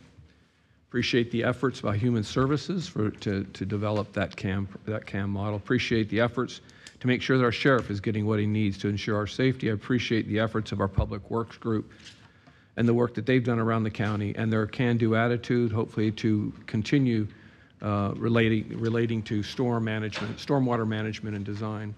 Also wanted to appreciate the efforts of our public utility group who work closely with me on Tampa Bay Water, get a lot of their time and a lot of their counsel. I also appreciate the extra effort on the infrastructure, the infrastructure plus bill, so to speak, that we're bringing forward that will augment the penny and what it's doing for infrastructure. So public safety, health and welfare, infrastructure, and facilitating more and higher paying jobs are probably some of the most important things that we do. The two asks that I have tonight are one, to consider the changing our mowing cycles from 14 to 16. I've been told that's about an extra $75,000. I think it goes from, it would be the two mows would be July and August. What I'm asking for is that we do June, July, August, and September. So we'd have an extra 2 months for an extra $76,000, I believe. So that's the first request. And the second request is that we, in a spirit of good old horse trading, that we consider using 1% of our reserves towards the payment of that infrastructure plus bill. It would result in a new millage rate, but not a complete rollback. There'd still be a slight tax increase. We'd still have over 20% reserves, and I think that discussion, I think Commissioner Long mentioned at the last meeting, that conversation about what that reserve level should be, we'll have that discussion in the coming year, any adjustments that we think need to be made. So tonight I'm asking for those two adjustments, a 1% use of our reserves, and there'll be a corresponding new millage rate, and an increase from 14 cycles on the mowing to 16 cycles. Yeah. So that's my request, and in the form of a motion.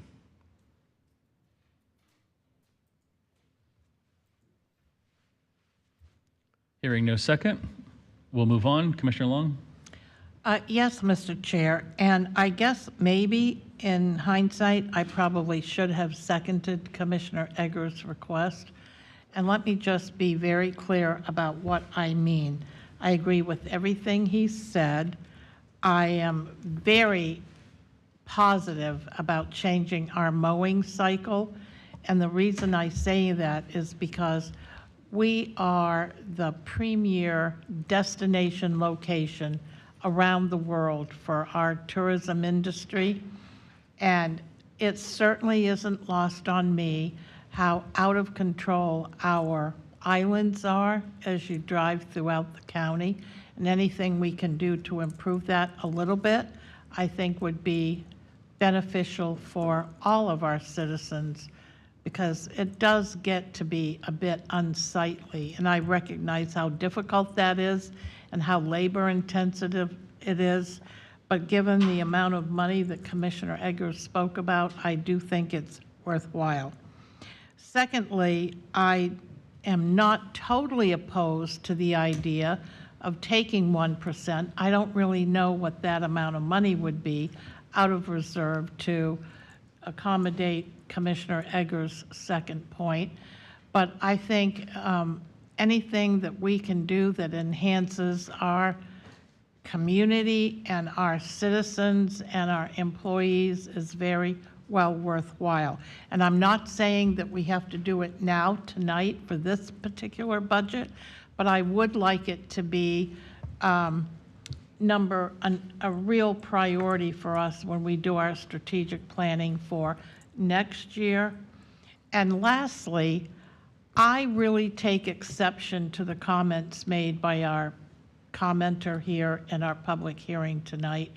All of you that are here in this room tonight know that we spend an entire year crafting this budget. And every single one of us on this commission have our fingerprints on this budget. And I know that we live in a world where people don't pay attention. They don't live in the weeds like we kind of sometimes get in our meetings. But to say that we haven't noticed our meetings publicly, and this is kind of a surprise, is just a little tough to take, given how hard we try to be transparent with everything that we do. And so I'm very proud of the budget that we are working on this evening. I can't say enough about the hard work that our staff and you, Barry, go into presenting this budget to us. I know how much work is involved in that, and it isn't easy. And so I'm very, very proud to be working on this budget tonight, and that's all I wanted to say. Thank you very much. Thank you. Commissioner Seal. Well, I too could support mowing, additional mowing for $75,000. I think we have had that as an issue over the years, and I do believe that having a neat, orderly landscape county adds to our beauty and adds to our tourist attractions as well as our citizens. So there may be more coming about that in the future, but as far as you all will be able to decide this in a future strategic planning meeting, but I really want to applaud Commissioner Long's comments at the last budget meeting. And you know, I'm going to sound the drum or the cymbals or whatever, but with sea level rising, with the potential for large projects that may need to be funded in the future, taking money out of the reserves, I think, should be your last action until you know that we don't necessarily need this savings account. This savings account has been built up over many years very carefully to be able to address hurricanes and to address emergencies.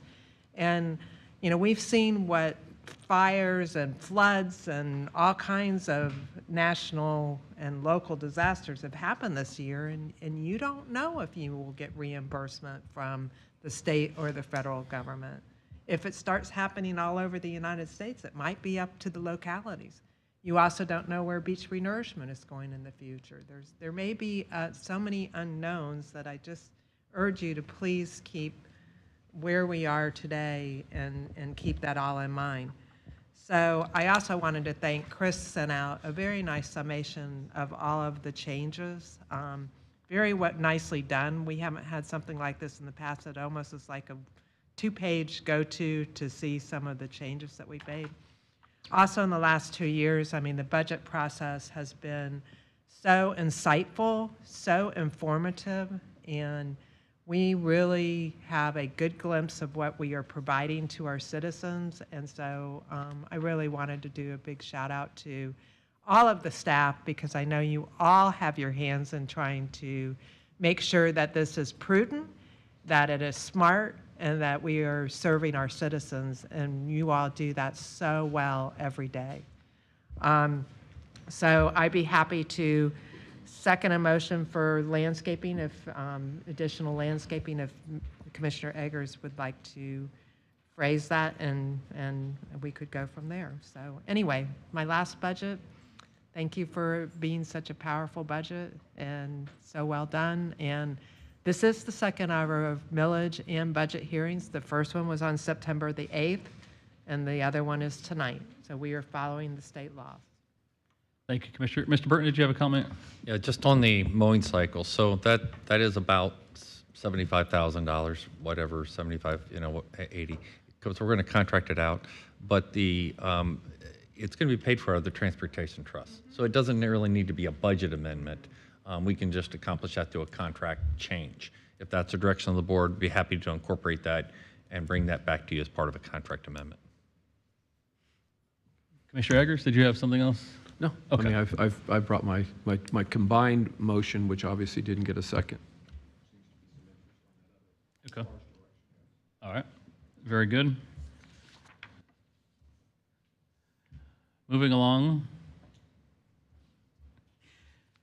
The board must now consider the resolutions to set the final FY23 millage rates and budgets. As stated earlier, we will adopt the final millage rates and final budgets in the following sections. 1, BCC countywide to include the general fund and health department, and 2, dependent special districts and MSTUs. The resolutions adopting the final millages and budgets for the dependent special districts and MSTUs require a unanimous vote. If a unanimous vote is not received, we will need to adopt each of those separately. I will now ask the county administrator to proceed with the readings and for communications to display Schedule A that will be referenced during the readings and votes. Thank you, Mr. Chairman. I will announce each resolution separately for the board's action. Per Florida statutes, the board will vote on the final millages first and then final budget for each taxing authority. We will start with consideration of the Pinellas County General Fund millage. For the general fund, I recommend adoption of a millage levy of 4.7398, which reflects a 3.81% increase over the rollback rate of 4.5660. May I have a motion to adopt the final millage? Move approval. Motion by Commissioner Long, second by Commissioner Flowers. All in favor say aye. Aye. Any opposed? Nay. Show it passes 6-1. I recommend adoption of the final budget. May I have a motion to adopt the final budget? Motion by Commissioner Flowers, second by Commissioner Gerard. All in favor say aye. Aye. Any opposed? Show it passes unanimously. For the health department, I recommend adoption of a millage levy of 0.0790, which reflects a 12.06% increase over the rollback rate of 0.0705. May I have a motion to adopt the final millage? Move approval. Motion by Commissioner Long, second by Commissioner Flowers. All in favor say aye. Aye. Any opposed? Show it passes unanimously. I recommend adoption of the final budget. May I have a motion to adopt the final budget? Second. Motion by Commissioner Flowers, second by Commissioner Long. All in favor say aye. Aye. Any opposed? Show it passes unanimously. We will now consider the millage rates and budgets of dependent special districts and MSTUs. I recommend adoption of the final millage rates for the dependent special districts and MSTUs as detailed in Schedule A, which is in your handout and being displayed and was previously posted to the county website. May I have a motion to adopt the final millages?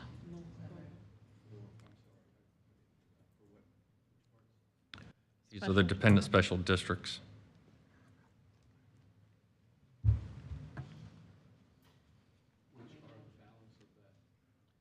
Well, they're all up under Schedule A, but it's the Feather Sounds and it's all the MSTUs and all the fire protection districts and that. Does this include the Pinellas Planning Council? Yes, it does. All right. Do we need to, can we just go straight to that script, or do we need to actually vote and not get the number before moving to that script? I think Don's going to answer that. You could just Just go straight discuss it now as a function of the whole thing, or if you want to pull it out to vote on it separately, those are not mutually exclusive. All right. It's whatever you prefer. Commissioner Eggers? Excuse me, I had asked Chris if he could just come forward and maybe talk about the originally proposed rate that is no longer in play, but what that corresponding reserve level was, and now what this one is, what reserve level we have with this. And then what would the millage rate have to be if we dropped the reserve level to half the original? So if the original was some 500,000 plus, half that reserve would be 250, 280, somewhere in there. What would that millage rate be? Just Good evening, Commissioners. Chris Rose, Office of Management and Budget, and thank you for giving me a heads up, Commissioner Eggers. So going in, the millage was 0.0235, and that had a reserve of 621,210. At the end of the first hearing, we ended with a millage rate that was approved by this board of 0.0210, which is reflected on Schedule A. That resulted in a reserve of 357,900. So, if I understand the request properly, you were asking that we go to half of what the reserves would have been at the original rate. So that's 310,605. I need to switch to a different document just a moment because we've done some calculations.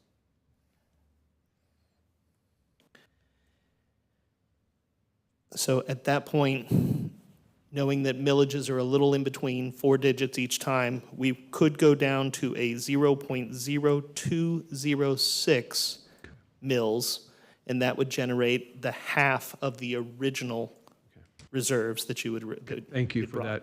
Thank you for that information. And I'd like to have Whit maybe come forward and just speak a little bit to the change that the Forward Pinellas PPC has undergone over the last 6 years, and kind of how 6 years ago we were not a different organization, but we weren't doing the things that we're doing now. So I'd just like Whit maybe talk a little bit about some of the good work again that you're doing, and the value added that you're bringing every day to Pinellas County on some of those special projects. Thank you, Commissioner.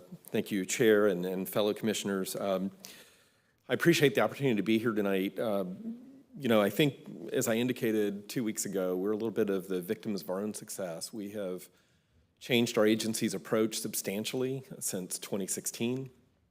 We did lower our millage rate fairly substantially in 2017, and we have received much greater levels of support from the communities in terms of requests for technical assistance, major studies countywide, such as the Target Employment Industrial Land Study that is affecting every jurisdiction in Pinellas County in terms of how we manage our target employment lands, which are a major source of our jobs in this county, our high-wage jobs in this county. So projects like that are vital to the future of Pinellas County, and it's a unique role that our agency plays in bringing all 25 local governments in Pinellas County, plus all the stakeholders, the chambers of commerce, and everybody else, to think about the future of Pinellas County and how we plan for it and how we grow with intention. What I think we've done with this budget is essentially right-size the budget for the needs of the agency at this time and the needs of the community at this time, the Pinellas County community. And that's because we are facing significant challenges to affordable housing, significant challenges to our transportation infrastructure in terms of congestion and delays, and safety is a huge issue. And I think we're in a tremendous position to leverage funds from the State Department of Transportation and the federal government over the next 5 years with the bipartisan infrastructure law and other forms of transportation funding to bring those dollars to Pinellas County. But we need to be prepared, and we need to have a plan of action, and we need to bring our communities together in order to do that.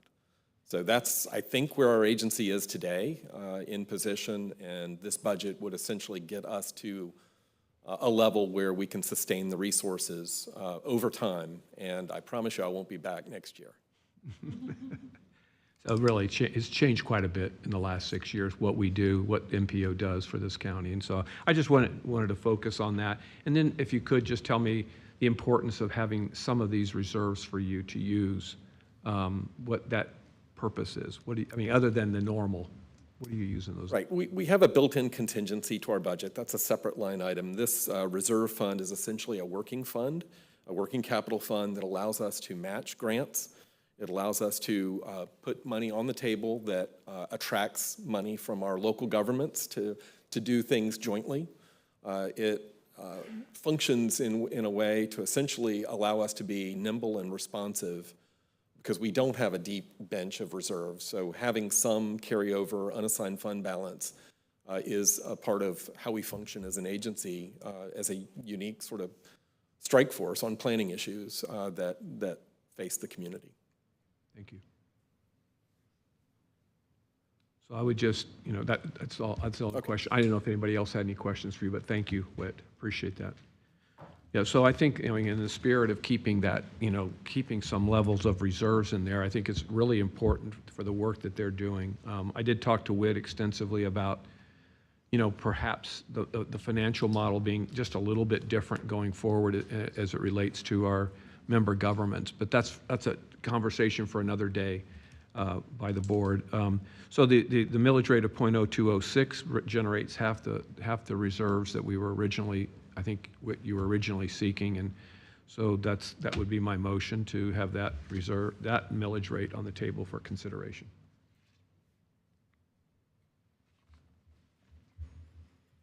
Okay.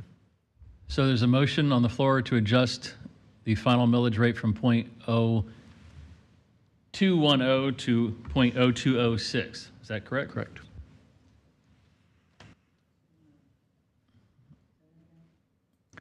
The motion, the proposed millage rate is 0.0210, 0.0210.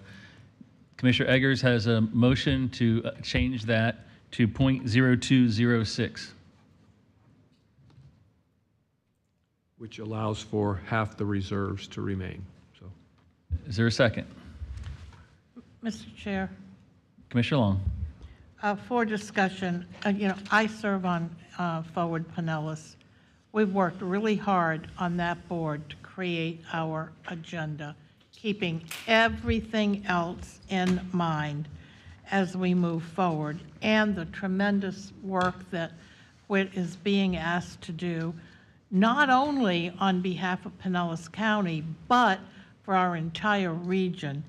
And because I think that if we keep our eye on the ball and we pay attention to what's going on around us, the future really can be very bright. And so I don't support this motion that's on the table. I think it should be left where it was, that our Forward Pinellas board recommended. And that's all I have to say about that. But at the end of the day, what I worry about most is losing our really good people. They are having the same struggles that we all are. So that's all I have to say. Motion dies for lack of second. All right. So again, Commissioner Gerard. Okay, since it's been pulled, we need another motion for... It has not been pulled yet. We are still talking about whether to pull it off all dependent special districts as seen on the schedule on the screen. That's correct. So unless I hear another motion, we will proceed with a vote on all that. And that needs We'll to see. be unanimous? That needs a unanimous vote. If it does not pass unanimous, then we'll go to Plan B. How's that sound? Just pull it. We have not gotten... All right.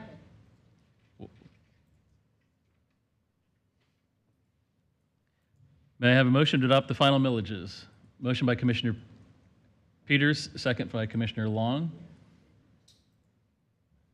Everyone good? All in favor say aye. Aye. Any opposed? Show it passes unanimously. I recommended adoption of the final budgets.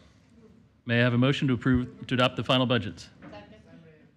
Motion by Commissioner Gerard, second by Commissioner Seal. All in favor say aye. Aye. Any opposed? Show it passes unanimously.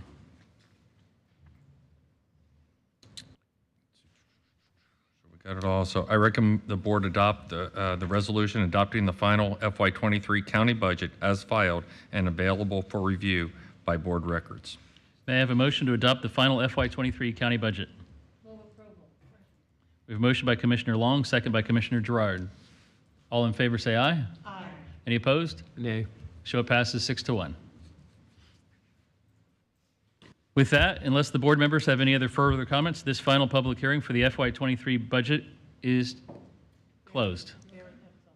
I'm sorry, Mr. Burton. Just at the end, I wanted to recognize, and you did that earlier, about recognizing all of our budget staff. So we have Frederica, Jim, Yana, and John here. So we wanted to thank them for all their work on the budget. Also wanted to... Would they stand up so why we can... don't they come on up? So we can see and...